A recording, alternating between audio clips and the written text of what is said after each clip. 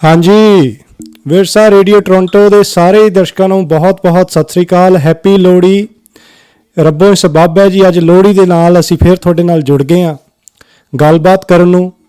ਔਰ ਅੱਜ ਲੋਹੜੀ ਦੇ ਸ਼ੁਭ ਅਵਸਰ ਦੇ ਉੱਤੇ ਅਸੀਂ ਇੱਕ ਨਵਾਂ ਪ੍ਰੋਗਰਾਮ ਲੈ ਕੇ ਆਏ ਹਾਂ ਤੁਹਾਡੀ ਨਜ਼ਰ।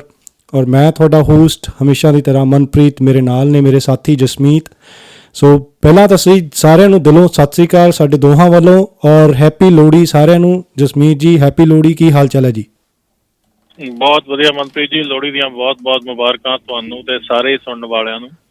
ਉਮੀਦ ਕਰਦੇ ਹਾਂ ਕਿ ਸਾਰੇ ਆਪੋ ਆਪਣੇ ਘਰਾਂ 'ਚ ਆਪੋ ਆਪਣੇ ਕੰਮਾਂ ਤੇ ਸੁੱਖੀ ਸਾਂਦੀ ਰਾਜੀ ਖੁਸ਼ੀ ਹੋਣਗੇ ਤੇ ਸਭ ਨੂੰ ਲੋਹੜੀ ਦੀਆਂ ਬਹੁਤ-ਬਹੁਤ ਮੁਬਾਰਕਾਂ। ਮਨਪ੍ਰੀਤ ਜੀ ਤੁਸੀਂ ਸੁਣਾਓ, ਕੀ ਹਾਲ ਚਾਲ? ਬਹੁਤ ਵਧੀਆ, ਬਹੁਤ ਵਧੀਆ। ਔਰ ਨਾਲ ਹੀ ਅਸੀਂ ਦੱਸ ਦਈਏ ਜੀ, ਨਵੇਂ ਸਾਲ ਦਾ, ਚੜ੍ਹਦੇ ਸਾਲ ਦਾ ਪਹਿਲਾ ਤਿਉਹਾਰ ਲੋਹੜੀ, ਖੁਸ਼ੀਆਂ ਦੀ ਜਿਹੜੀ ਇੱਕ ਲੋਹੜੀ ਹੈ, ਜਿਹੜੀ ਸਾਰਾ ਜੱਗ, ਜਿਹੜਾ ਸਾਡਾ ਪੰਜਾਬ ਹੋਏ ਚਾਹੇ ਹਿੰਦੁਸਤਾਨ ਹੋਏ ਚਾਹੇ ਬਾਹਰ ਬੈਠੇ ਹੋਣ, ਹਰ ਬੰਦਾ ਲੋਹੜੀ ਮਨਾਉਂਦਾ ਹੈ ਕਿਉਂਕਿ ਚੜ੍ਹਦੇ ਸਾਲ ਦਾ ਇੱਕ ਸਭ ਤੋਂ ਪਹਿਲਾ ਤਿਉਹਾਰ ਹੈ। ਔਰ ਖ਼ਾਸ ਤੌਰ ਦੇ ਉੱਤੇ ਅਸੀਂ ਅੱਜ ਇਹ ਪ੍ਰੋਗਰਾਮ ਲੈ ਕੇ ਆਏ ਹਾਂ ਸਾਡੇ ਸਰੋਤਿਆਂ ਲਈ, ਕਿਉਂਕਿ ਇਸ ਤੋਂ ਵੱਡਾ ਮੌਕਾ ਔਰ ਇਸ ਤੋਂ ਵੱਡਾ ਤਰੀਕਾ ਨਹੀਂ ਹੋ ਸਕਦਾ ਕਿ ਅਸੀਂ ਆਪਣੇ ਲੋਕਾਂ ਤੱਕ ਪਹੁੰਚ ਸਕੀਏ। ਕਿਉਂਕਿ ਦੇਖੋ, ਅੱਜ ਦੀ ਜਨਰੇਸ਼ਨ ਜਿਹੜੀ ਹੈ ਉਹ ਟੈਕਸਟ ਮੈਸੇਜ ਦੇ ਵਿੱਚ ਬਿਲੀਵ ਕਰਦੀ ਹੈ, ਮੈਸੇਜ ਭੇਜ ਕੇ ਵਿਸ਼ ਕਰਦੇ ਨੇ। ਪਰ ਜਿਹੜਾ ਇੱਕ ਡੂੰਘਾ ਜਿਹੜਾ ਆਪਣਾ ਕਨੈਕਸ਼ਨ ਬਣਦਾ, ਇੱਕ ਜਿਹੜਾ ਇੱਕ ਮੇਲ ਮਿਲਾਪ ਬਣਦਾ, ਉਹ ਇੱਕ ਕਾਲ ਰਾਹੀਂ, ਇੱਕ ਰੇਡੀਓ ਦੇ ਉੱਤੇ ਆਵਾਜ਼ ਸੁਣ ਕੇ ਜਿਹੜੀ ਮਜ਼ਾ ਆਉਂਦਾ ਨਾ ਜੀ, ਜਿਹੜਾ ਆਪਾਂ ਫੈਸਟੀਵਲ ਦਾ ਜਾਂ ਕਿਸੇ ਵੀ ਤਿਉਹਾਰ ਦਾ ਮਨਾਉਂਦੇ ਹਾਂ ਇੱਕ ਗੱਲ ਕਰਕੇ, ਮੈਂ ਕਹਿੰਦਾ ਉਸ ਤੋਂ ਇਲਾਵਾ ਹੋਰ ਕੋਈ ਦੁਨੀਆ ਦੇ ਵਿੱਚ ਚੀਜ਼ ਹੀ ਹੈ ਨਹੀਂ। ਕੀ ਕਹਿੰਦੇ ਹੋ? ਬਿਲਕੁਲ ਮਨਪ੍ਰੀਤ ਜੀ, ਜਿੱਦਾਂ ਆਪਾਂ ਲਾਸਟ ਪ੍ਰੋਗਰਾਮ 'ਚ ਆਪਣੇ ਗੱਲ ਕੀਤੀ ਸੀ ਕਿ ਕਿਵੇਂ ਸੋਸ਼ਲ ਮੀਡੀਆ ਇਹਨਾਂ ਚੀਜ਼ਾਂ ਉੱਤੇ ਹਾਵੀ ਹੁੰਦਾ ਜਾ ਰਿਹਾ, ਉਸੇ ਕਤਾਰ ਦੇ ਵਿੱਚ ਤਿਉਹਾਰ ਵੀ ਆ ਜਾਂਦੇ ਨੇ ਕਿ ਅੱਜ ਕੱਲ੍ਹ ਤਿਉਹਾਰਾਂ ਨੂੰ ਵਿਸ਼ ਕਰਨਾ, ਜਿਵੇਂ ਤੁਸੀਂ ਕਿਹਾ ਕਿ ਬਸ ਇੱਕ ਮਹਿਜ਼ ਮੈਸੇਜ ਕਰ ਦਿੱਤਾ ਕਿ ਹਾਂਜੀ ਬਹੁਤ ਬਹੁਤ ਮੁਬਾਰਕ, ਉਹਦੇ ਵਿੱਚ ਚਾਹੇ ਤੁਸੀਂ ਮੀਨ ਕਰਦੇ ਹੋ ਨਹੀਂ ਕਰਦੇ ਹੋ, ਪਰ ਜੇ ਹੁਣ ਆਪਾਂ ਕਿਸੇ ਨਾਲ ਕਿਸੇ ਖਾਸ ਨਾਲ ਗੱਲ ਕਰਦੇ ਹਾਂ, ਜਦੋਂ ਉਹਨੂੰ ਮੁਬਾਰਕਬਾਦ ਦਿੰਦੇ ਹਾਂ ਤਾਂ ਤੁਹਾਡੀ ਆਵਾਜ਼ ਦੇ ਵਿੱਚ ਤੁਹਾਡੇ ਜਜ਼ਬਾਤ ਝਲਕਦੇ ਨੇ ਕਿ ਹਾਂ ਤੁਸੀਂ ਦਿਲੋਂ ਉਸ ਇਨਸਾਨ ਨੂੰ ਉਸ ਤਿਉਹਾਰ ਦੀ ਮੁਬਾਰਕ ਦੇ ਰਹੇ ਹੋ। ਤੇ ਉਸ ਦਿੱਤੀ ਮੁਬਾਰਕਬਾਦ ਦਾ ਇੱਕ ਆਪਾਂ ਕਹਿ ਸਕਦੇ ਹਾਂ ਕਿ ਮਤਲਬ ਇੱਕ ਸਵਾਦ ਹੀ ਹੋਰ ਹੁੰਦਾ ਹੈ। ਜੇ ਆਪਾਂ ਕਹੀਏ ਕਿ ਜੋ ਇੱਕ ਲਿਖ ਕੇ ਆਪਾਂ ਇੱਕ ਮੈਸੇਜ ਭੇਜ ਦਿੱਤਾ, ਚਾਹੇ ਹਾਂ ਪਹਿਲੇ ਜ਼ਮਾਨੇ ਵਿੱਚ ਜਦੋਂ ਚਿੱਠੀਆਂ ਜਾਂਦੀਆਂ ਸੀ ਨਾ, ਜਦੋਂ ਚਿੱਠੀ ਬੰਦਾ ਪੜ੍ਹਦਾ ਸੀ ਹੱਥ ਲਾ ਕੇ ਅੱਖਰਾਂ ਦੇ, ਉਹ ਵੀ ਇੱਕ ਬੋਲਣ ਦਾ ਹੀ ਕੰਮ ਕਰਦੀ ਸੀ ਕਿ ਉਹ ਬੰਦਾ ਖੁਦ ਉੱਥੇ ਨਹੀਂ ਹੈ ਬਟ ਉਹ ਬੋਲ ਰਿਹਾ, ਤੁਹਾਨੂੰ ਉਹ ਬੰਦਾ ਫੀਲ ਕਰ ਸਕਦਾ ਸੀ ਉਹ ਫੀਲਿੰਗ। ਬਿਲਕੁਲ। ਪਰ ਜਾਂ ਹੁਣ ਸਮਾਂ ਬਦਲ ਰਿਹਾ ਮਨਪ੍ਰੀਤ ਜੀ, ਵਿਸ਼ ਕਰਨ ਦੇ ਤਰੀਕੇ ਬਦਲ ਰਹੇ ਨੇ, ਲੋਕਾਂ ਕੋਲ ਟਾਈਮ ਘੱਟ ਗਿਆ, ਸਰਕਲ ਵੱਧ ਗਿਆ, ਵਰਚੁਅਲ ਸਰਕਲ ਬਹੁਤ ਹੋ ਗਿਆ, ਜਿਨ੍ਹਾਂ ਨੂੰ ਕਿ ਵਿਸ਼ ਕਰਨਾ ਇੱਕ ਓਬਲੀਗੇਸ਼ਨ ਆਪਾਂ ਕਹਿ ਸਕਦੇ ਹਾਂ, ਇੱਕ ਉਹਨਾਂ ਨੂੰ ਇੱਕ ਕੰਮ ਲੱਗਦਾ ਕਿ ਹਾਂ ਇਹ ਵੀ ਕੰਮ ਕਿ 100-150 ਬੰਦੇ ਦਾ ਗਰੁੱਪ ਬਣਿਆ ਹੋਇਆ, ਓਕੇ ਜੀ ਆਪਾਂ ਪਾ ਦਿੱਤਾ ਹੈਪੀ ਦੀਵਾਲੀ, ਹੈਪੀ ਲੋਹੜੀ, ਆਪਣਾ ਕੰਮ। ਬਿਲਕੁਲ ਬਿਲਕੁਲ। ਔਰ ਇਸੇ ਕਰਕੇ ਅੱਜ ਦੇ ਜਗਤ ਦੇ ਵਿੱਚ ਇੱਕ ਆਵਾਜ਼ ਆਪਣੀ, ਇੱਕ ਆਪਣੇ ਦਿਲ ਦੇ ਗਹਿਰਾਈਆਂ ਤੋਂ ਕਿਸੇ ਨੂੰ, ਆਪਣੇ ਜਾਣੂ ਨੂੰ ਜਾਂ ਜਾਣਕਾਰ ਨੂੰ ਤੁਸੀਂ ਵਿਸ਼ ਕਰੋ, ਫੋਨ ਕਰੋ, ਕਾਲ ਕਰੋ ਔਰ ਗੱਲਬਾਤ ਕਰੋ, ਉਹਦਾ ਅੱਜ ਦੀ ਤਰੀਕ ਦੇ ਵਿੱਚ ਸਵਾਦ ਹੀ ਹੋਰ ਹੈ, ਜਿੱਦਾਂ ਕਿ ਜਸਮੀਤ ਜੀ ਮੈਂਸ਼ਨ ਕਰ ਰਹੇ ਨੇ। ਸੋ ਸਾਡਾ ਇਹੀ ਉਪਰਾਲਾ ਔਰ ਇਹੀ ਕੋਸ਼ਿਸ਼ ਅੱਜ ਦੀ ਸੀਗੀ ਕਿ ਅਸੀਂ ਇੱਕ ਸਪੈਸ਼ਲ ਸ਼ੋਅ ਤੁਹਾਡੇ ਲਈ ਲੈ ਕੇ ਆਈਏ ਔਰ ਤੁਹਾਡੇ ਰੂਬਰੂ ਹੋਈਏ, ਤੁਹਾਡੇ ਨਾਲ ਗੱਲਬਾਤ ਕਰੀਏ। ਇਸੇ ਕਰਕੇ ਤੁਹਾਨੂੰ ਕਹਿੰਦੇ ਆ, ਸਾਨੂੰ ਫੋਨ ਕਰੋ, ਆਪਣੇ ਚਾਹਵਾਨਾਂ ਨੂੰ ਚਾਹੇ ਇੱਥੋਂ ਮੈਸੇਜ ਪਾਸ ਆਨ ਕਰੋ, ਕਿਉਂਕਿ ਹਰ ਚੀਜ਼ ਅਸੀਂ ਇੱਥੋਂ ਰਿਕਾਰਡ ਕਰਕੇ YouTube ਦੇ ਉੱਪਰ ਪਾਵਾਂਗੇ ਤਾਂ ਕਿ ਜੇ ਕੋਈ ਤੁਹਾਡੇ ਜਾਣਕਾਰ ਹੋਣ, ਜਦੋਂ ਉਹ ਜਾਣ YouTube 'ਤੇ, ਉਹਨਾਂ ਨੂੰ ਤੁਹਾਡੀ ਆਵਾਜ਼, ਤੁਹਾਡਾ ਨਾਮ ਪਤਾ ਲੱਗੇ ਔਰ ਤੁਹਾਡਾ ਮੈਸੇਜ ਜਿਹੜਾ ਉਹ ਪਹੁੰਚੇ। ਸੋ ਉਹਦਾ ਸਵਾਦ ਹੋਰ ਤਰ੍ਹਾਂ ਦਾ ਹੁੰਦਾ। ਸੋ ਕਾਲ ਕਰਨ ਲਈ ਤੁਹਾਨੂੰ ਨੰਬਰ ਸਾਰਿਆਂ ਨੂੰ ਪਤਾ ਹੀ ਹੈ। ਜੇ ਤੁਸੀਂ ਐਪਲੀਕੇਸ਼ਨ ਤੋਂ ਵੀ ਸੁਣ ਰਹੇ ਹੋ, ਸਾਡੇ ਨੰਬਰ ਉੱਥੇ ਉੱਪਰ ਫੋਨ ਦਾ ਆਈਕਨ ਬਣਿਆ ਹੋਇਆ, ਕਲਿੱਕ ਕਰੋ, ਪੌਪਅਪ ਆ ਜਾਊਗਾ 647 290 16 17 647 290 1617। ਕਿਸੇ ਵੀ ਵਕਤ ਸ਼ੋਅ ਦੇ ਵਿੱਚ ਤੁਸੀਂ ਸਾਨੂੰ ਕਾਲ ਕਰ ਸਕਦੇ ਹੋ। ਸਾਨੂੰ ਦਿਲੋਂ ਤੁਹਾਡੀ ਉਡੀਕ ਰਹਿੰਦੀ ਹੈ, ਤੁਸੀਂ ਸਾਨੂੰ ਕਾਲ ਕਰੋ, ਆਪਣੇ ਚਾਹਵਾਨਾਂ ਨੂੰ ਆਪਣੇ ਇੱਥੋਂ ਗੱਲਬਾਤ ਮੈਸੇਜ ਪਹੁੰਚਾਓ। ਔਰ ਇਸੇ ਤਰੀਕੇ ਦੇ ਨਾਲ ਅਸੀਂ ਆਪਣੇ ਆਉਣ ਵਾਲੇ ਹਰ ਸ਼ੋਅ ਨੂੰ ਸਾਡੇ ਸੋਸ਼ਲ ਮੀਡੀਆ ਦੇ ਹੈਂਡਲ ਦੇ ਉੱਪਰ, ਸੋਸ਼ਲ ਮੀਡੀਆ ਦੇ ਪੇਜਾਂ ਦੇ ਉੱਤੇ ਹਰ ਚੀਜ਼ ਜਿਹੜੀ ਹੈ ਪਾਉਂਦੇ ਹਾਂ ਔਰ ਤੁਹਾਨੂੰ WhatsApp ਦੇ ਵਿੱਚ ਵੀ ਸਾਰੀ ਇਨਫੋਰਮੇਸ਼ਨ ਭੇਜੀ ਜਾਂਦੀ ਹੈ। ਸੋ ਇੰਸਟਾਗ੍ਰਾਮ ਹੋਏ ਚਾਹੇ ਫੇਸਬੁੱਕ ਹੋਏ ਔਰ ਚਾਹੇ ਸਾਡਾ YouTube ਹੋਏ, ਸਾਨੂੰ ਫੋਲੋ ਅਤੇ ਸਬਸਕ੍ਰਾਈਬ ਕਰੋ, ਵਿਰਸਾ ਰੇਡੀਓ ਟੋਰਾਂਟੋ ਜਿਹੜਾ ਸਾਡਾ ਹੈਂਡਲ ਹੈ। ਸੋ ਜਸਮੀਤ ਜੀ, ਅੱਜ ਅਸੀਂ ਲੋਹੜੀ ਦੀ ਗੱਲ ਕਰ ਰਹੇ ਹਾਂ, ਨਵੇਂ ਸਾਲ ਦੀ ਗੱਲ ਕਰ ਰਹੇ ਹਾਂ। ਸੋ ਚੜ੍ਹਦਾ ਸਾਲ ਜਿਹੜਾ ਸਾਡੇ ਲਈ ਇੱਕ ਹਿਸਾਬ ਨਾਲ ਇੱਥੋਂ ਹੀ ਮੰਨਿਆ ਜਾਂਦਾ ਹੈ। ਜ਼ਰੂਰ ਅਸੀਂ 31 ਤਰੀਕ ਨੂੰ ਇੱਕ ਆਪਣਾ ਨਿਊ ਈਅਰ ਈਵ ਕਹਿੰਦੇ ਹਾਂ, 1 ਤਰੀਕ ਨੂੰ ਅਸੀਂ ਨਵਾਂ ਸਾਲ ਚੜ੍ਹਾਉਂਦੇ ਹਾਂ, ਬਟ ਜੇ ਅਸੀਂ ਇਹਨੂੰ ਕਿਸਾਨਾਂ ਦੇ ਨਾਲ ਜੋੜ ਦਈਏ ਇੱਕ ਨਵਾਂ ਸਾਲ ਜਿਹੜਾ ਸ਼ੁਰੂ ਹੁੰਦਾ ਹੈ ਜਾਂ ਨਵਾਂ ਸੀਜ਼ਨ ਜਿਹੜਾ ਸ਼ੁਰੂ ਹੁੰਦਾ ਉਹ 13 ਤੋਂ ਬਾਅਦ 14 ਤਰੀਕ ਨੂੰ ਸ਼ੁਰੂ ਹੁੰਦਾ ਜੀ। ਪਹਿਲਾਂ ਮੈਂ ਤੁਹਾਡੀ ਵਿਧੀ ਸਾਹਿਬ ਪਿਛਲੀ ਗੱਲ ਦੇ ਨਾਲ ਜੋੜਦਾ ਹੋਇਆ ਗੱਲ ਕਰਾਂ ਕਿ ਅਸੀਂ ਚਾਹੁੰਦੇ ਹਾਂ ਕਿ ਜੇ ਤੁਸੀਂ ਕਿਸੇ ਨੂੰ ਵਿਸ਼ ਕਰਨਾ ਹੈ, ਤੁਹਾਡੇ ਕੋਲ ਡਾਇਰੈਕਟ ਕਾਲ ਕਰਨ ਦਾ ਆਪਣੇ ਸਾਰੇ ਪਿਆਰਿਆਂ ਨੂੰ ਟਾਈਮ ਨਹੀਂ ਹੈ, ਤੁਸੀਂ ਸਾਨੂੰ ਕਾਲ ਕਰੋ ਸਾਡੇ ਰੇਡੀਓ ਦੇ ਥਰੂ। ਸਾਡਾ ਕੀ ਤਾਂ ਤੁਹਾਡਾ ਰੇਡੀਓ ਹੈ, ਆਪਣੇ ਰੇਡੀਓ ਦੇ ਥਰੂ ਵਿਸ਼ ਕਰੋ ਸਾਰਿਆਂ ਨੂੰ, ਕਿਉਂਕਿ ਇਹ ਸਾਰੇ ਕਲਿੱਪਿੰਗ ਸਾਰਾ ਕੁਝ ਸਾਡੇ YouTube ਚੈਨਲ ਤੇ ਪਾਇਆ ਜਾਏਗਾ। ਕੋਈ ਵੀ ਤੁਹਾਡਾ ਨੀਅਰ ਐਂਡ ਡੀਅਰ ਸੁਣੇਗਾ, ਉਹਨੂੰ ਲੱਗੇਗਾ ਕਿ ਹਾਂਜੀ ਤੁਸੀਂ ਇੱਕ ਪਬਲਿਕ ਪਲੇਟਫਾਰਮ ਤੇ ਉਹਨਾਂ ਨੂੰ ਯਾਦ ਕੀਤਾ, ਤੇ ਉਹ ਵਿਸ਼ੇਸ ਦਾ ਤਾਂ ਮਜ਼ਾ ਹੀ ਹੋਰ ਹੋ ਜਾਂਦਾ। ਜਿਵੇਂ ਪੁਰਾਣੇ ਟਾਈਮ ਤੇ ਲੋਕੀ ਕਾਲ ਕਰਕੇ ਕਹਿੰਦੇ ਸੀਗੇ ਕਿ ਹਾਂ ਇਹਦਾ ਬਰਥਡੇ ਹੈ, ਇਹਨੂੰ ਵਿਸ਼ ਕਰਨਾ, ਮੈਂ ਉਹਨੂੰ ਵਿਸ਼ ਕਰਨਾ ਚਾਹੁੰਦੇ, ਉਹ ਇਟ ਮੇਕਸ ਇਟ ਸਪੈਸ਼ਲ। ਤੇ ਆਪਾਂ ਕਹਿ ਸਕਦੇ ਹਾਂ ਕਿ ਇਹ ਇਸ ਤਰੀਕੇ ਨਾਲ ਦਿੱਤੀਆਂ ਹੋਈਆਂ ਵਿਸ਼ੇਸ ਕਈ ਵਾਰੀ ਸਿੱਧਾ ਫੋਨ ਕਰਕੇ ਦਿੱਤੀਆਂ ਹੋਈਆਂ ਵਿਸ਼ੇਸ ਨਾਲੋਂ ਵੀ ਕਈ ਵਾਰੀ ਬੰਦੇ ਦੇ ਦਿਲ ਨੂੰ ਜ਼ਿਆਦਾ ਟੱਚ ਕਰਦੀਆਂ ਨੇ, ਉਹਨਾਂ ਨੂੰ ਸਪੈਸ਼ਲ ਫੀਲ ਹੁੰਦਾ। ਬਿਲਕੁਲ। ਤੇ ਜਿਵੇਂ ਕਲਾਕਾਰ ਜਦੋਂ ਸਟੇਜਾਂ ਦੇ ਸ਼ੋਅ ਕਰਦੇ ਨੇ, ਉਹ ਕਹਿੰਦੇ ਹੁੰਦੇ ਨੇ ਕਿ ਤਾੜੀਆਂ ਹੀ ਉਹਨਾਂ ਦੀ ਖੁਰਾਕ ਹੈ, ਇਵੇਂ ਹੀ ਤੁਹਾਡੀਆਂ ਫੋਨ ਕਾਲਸ, ਤੁਹਾਡੇ ਫੀਡਬੈਕ, ਤੁਹਾਡੀਆਂ ਓਪੀਨੀਅਨਸ ਹੀ ਸਾਡੇ ਦਿਲ ਦੀ, ਸਾਡੀ ਰੂਹ ਦੀ ਖੁਰਾਕ ਨੇ। ਤੁਸੀਂ ਸਾਨੂੰ ਗੱਲ ਕਰੋ, ਸਾਡੇ ਨਾਲ ਕਾਲ ਕਰੋ, ਆਪਣੇ ਵਿਚਾਰ ਦਿਓ, ਕੁਝ ਸਾਡੇ ਵਿਚਾਰ ਸੁਣੋ। ਇਸੇ ਤਰ੍ਹਾਂ ਸਾਂਝ ਵੱਧਦੀ ਹੈ ਤੇ ਇਸੇ ਤਰ੍ਹਾਂ ਹੀ ਸਾਡਾ ਪਰਿਵਾਰ ਵੀ ਅੱਗੇ ਤੋਂ ਅੱਗੇ ਵਧੇਗਾ। ਅਗੇਨ ਸਾਡਾ ਨੰਬਰ ਹੈ 647 290 1617 647-290-1617 ਜੀ ਵਿਧੀ ਸਾਹਿਬ ਜੀ। ਔਰ ਜਸਮੀਤ ਜੀ ਦੱਸ ਦਈਏ, ਅਸੀਂ ਖਾਸ ਜਿਹੜੀ ਅੱਜ ਲੋਹੜੀ ਦਾ ਪ੍ਰੋਗਰਾਮ ਹੈ, ਅਸੀਂ ਆਪਣੇ ਪੋਸਟਰ ਬੈਨਰ ਦੇ ਉੱਪਰ ਵੀ ਮੈਂਸ਼ਨ ਕੀਤਾ ਕਿ ਸਾਡਾ ਅੱਜ ਦਾ ਲੋਹੜੀ ਦਾ ਪ੍ਰੋਗਰਾਮ ਕੁੜੀਆਂ ਦੀ ਲੋਹੜੀ ਹੈ। ਇਹ ਕੁੜੀਆਂ ਨੂੰ ਸਮਰਪਿਤ ਹੈ ਔਰ ਕਿਸ ਤਰੀਕੇ ਦੇ ਨਾਲ ਅਸੀਂ ਜੋ ਸੋਚਦੇ ਹਾਂ ਵੀ ਇਹ ਕੁੜੀਆਂ ਦੀ ਲੋਹੜੀ ਕਿਵੇਂ ਹੈ, ਅੱਜ ਅਸੀਂ ਉਹਦੀ ਗੱਲਬਾਤ ਕਰਾਂਗੇ, ਉਹਦੀ ਗਹਿਰਾਈਆਂ 'ਚ ਜਾਵਾਂਗੇ, ਕਿਸ ਤਰੀਕੇ ਦੇ ਨਾਲ ਪੰਜਾਬੀਆਂ ਦੇ ਲਈ ਲੋਹੜੀ ਦਾ ਕੀ ਮਾਨਿਆ ਹੈ, ਔਰ ਬਾਕੀ ਹੋਰ ਜਿਹੜੇ ਰਿਲੀਜਨਸ ਹੈਗੇ ਹੈ ਜੋ ਇੰਡੀਆ ਦੇ ਵਿੱਚ ਨੇ ਜਾਂ ਬਾਹਰ ਵੀ ਵਿਚਰਦੇ ਨੇ ਜਾਂ ਰਹਿੰਦੇ ਨੇ, ਉਹਨਾਂ ਲਈ ਲੋਹੜੀ ਦਾ ਕੀ ਮਹੱਤਵ ਹੈ। ਔਰ ਗੱਲਬਾਤ ਕਰਾਂਗੇ ਕਿ ਲੋਹੜੀ ਜਿਹੜੀ ਪੰਜਾਬ ਦੇ ਪਿੰਡਾਂ ਤੋਂ ਉੱਠ ਕੇ ਸ਼ਹਿਰਾਂ ਤੱਕ ਕਿਵੇਂ ਤਬਦੀਲ ਹੋ ਜਾਂਦੀ ਹੈ, ਕਿਵੇਂ ਬਦਲ ਜਾਂਦੀ ਹੈ, ਔਰ ਬਾਹਰ ਜਦੋਂ ਤੁਸੀਂ ਹੋਰ ਬਾਹਰਲੇ ਕੰਟਰੀਆਂ 'ਚ ਆ ਜਾਂਦੇ ਹੋ, ਉੱਥੇ ਲੋਹੜੀ ਦਾ ਉਹ ਅਸਰ ਕਿਉਂ ਨਹੀਂ ਰਹਿੰਦਾ ਜਾਂ ਕੀ ਹੁੰਦਾ ਉਹਦਾ, ਸਾਰੀ ਅੱਜ ਦੀ ਗੱਲਬਾਤ ਅਸੀਂ ਡੀਟੇਲ ਦੇਵਾਂਗੇ ਤੁਹਾਨੂੰ ਅੱਜ। ਔਰ ਅਗੇਨ ਮੈਂ ਤੁਹਾਨੂੰ ਕਹਿਣਾ ਕਿ ਤੁਸੀਂ ਸਾਨੂੰ ਕਾਲ ਕਰਕੇ ਆਪਣੇ ਮੈਸੇਜ ਜਾਂ ਤੁਸੀਂ ਆਪਣੇ ਪੁਰਾਣੇ ਟਾਈਮ 'ਚ ਜਦੋਂ ਤੁਸੀਂ ਇੰਡੀਆ ਸੀਗੇ ਜਾਂ ਜੇ ਇੰਡੀਆ ਤੋਂ ਵੀ ਸੁਣ ਰਹੇ ਹੋ ਤੇ ਅੱਜ ਦੀ ਡੇਟ 'ਚ ਵੀ ਤੁਸੀਂ ਆਪਦੀ ਲੋਹੜੀ ਕਿਵੇਂ ਸੈਲੀਬ੍ਰੇਟ ਕੀਤੀ, ਉਹ ਜ਼ਰੂਰ ਸ਼ੇਅਰ ਕਰੋ ਸਾਡੇ ਲਿਸਨਰਸ ਦੇ ਨਾਲ, ਸਾਡੇ ਨਾਲ ਸ਼ੇਅਰ ਕਰੋ। ਸੋ ਕੁਛ ਨਹੀਂ ਕਰਨਾ, ਅਗੇਨ ਕਾਲ ਕਰਨੀ ਹੈ। ਦੇਖੋ ਬੜੇ ਲੋਕ ਨਾ ਜਸਮੀਤ ਜੀ ਥੋੜਾ ਜਿਹਾ ਝਿਜਕ ਜਾਂਦੇ ਨੇ ਕਾਲ ਕਰਨ ਤੇ ਰੇਡੀਓ ਤੇ, ਪਰ ਮੈਂ ਤੁਹਾਨੂੰ ਫੀਲ ਲਾਈਕ ਹੋਮ ਕਰਾਉਂਗਾ। ਤੁਸੀਂ ਕਾਲ ਕਰੋ, ਅਸੀਂ ਕੋਸ਼ਿਸ਼ ਪੂਰੀ ਕਰਾਂਗੇ ਜਿਵੇਂ ਤੁਸੀਂ ਘਰੇ ਬੈਠੇ ਸਾਡੇ ਨਾਲ ਗੱਲਬਾਤ ਆਮਨੋ ਸਾਹਮਣੇ ਕਰ ਰਹੇ ਹੋ। ਸ਼ਰਮਾਉਣ ਦੀ ਲੋੜ ਨਹੀਂ, ਕਾਲ ਕਰਿਆ ਕਰੋ, ਬੇਝਿਜਕ ਕਾਲ ਕਰਿਆ ਕਰੋ ਔਰ ਜਿੰਨੀ ਮਰਜ਼ੀ ਗੱਲਬਾਤ ਕਰਿਆ ਕਰੋ, ਸਾਡੇ ਕੋਲ ਟਾਈਮ ਬਹੁਤ ਖੁੱਲ੍ਹਾ ਹੁੰਦਾ। ਬਿਲਕੁਲ ਬਿਲਕੁਲ, ਸਾਨੂੰ ਤੇ ਕਾਲਾਂ ਦੀ ਉਡੀਕ ਰਹਿੰਦੀ ਹੈ, ਕੋਈ ਕਾਲ ਕਰੇ, ਬਿਲਕੁਲ ਪੂਰਾ ਖੁੱਲਾ ਟਾਈਮ ਮਿਲੇਗਾ, ਕੋਈ ਇੰਟਰਪਸ਼ਨ ਨਹੀਂ। ਜਿੰਨਾ ਤੁਸੀਂ ਜੋ ਵੀ ਵਿਚਾਰ ਦੇਣੇ ਚਾਹੁੰਦੇ, ਤੁਹਾਡਾ ਆਪਣਾ ਪਲੇਟਫਾਰਮ ਹੈ, ਆਪਣਾ ਦਿਲ ਖੋਲ ਕੇ ਵਿਚਾਰ ਦਿਓ। ਸਮੇਂ ਦੀ ਕੋਈ ਪਾਬੰਦੀ ਨਹੀਂ ਹੈ, ਕਈ ਵਾਰ ਟਾਈਮ ਉੱਪਰ ਥੱਲੇ ਹੋ ਜਾਏ, ਉਸ ਗੱਲ ਦੀ ਕੋਈ ਚਿੰਤਾ ਨਹੀਂ। ਤੁਸੀਂ ਬਿਲਕੁਲ ਬੇਝਿਜਕ ਹੋ ਕੇ ਸਾਡੇ ਨਾਲ ਗੱਲ ਕਰੋ, ਸਾਡੇ ਨਾਲ ਸ਼ੇਅਰ ਕਰੋ ਕਿ ਹਾਂ, ਕਿਉਂਕਿ ਇਹ ਯਾਦਾਂ ਹੀ ਹੁੰਦੀਆਂ। ਕਈ ਵਾਰੀ ਦੂਸਰੇ ਬੰਦੇ ਨਾਲ ਗੱਲ ਕਰਕੇ ਤੁਹਾਨੂੰ ਯਾਦਾਂ ਤੁਹਾਡੀਆਂ ਜਿਹੜੀਆਂ ਤਾਜ਼ਾ ਕਰਨ ਦਾ ਤਰੀਕਾ, ਉਹਦਾ ਸਵਾਦ ਹੋਰ ਹੀ ਵੱਖਰਾ ਹੁੰਦਾ।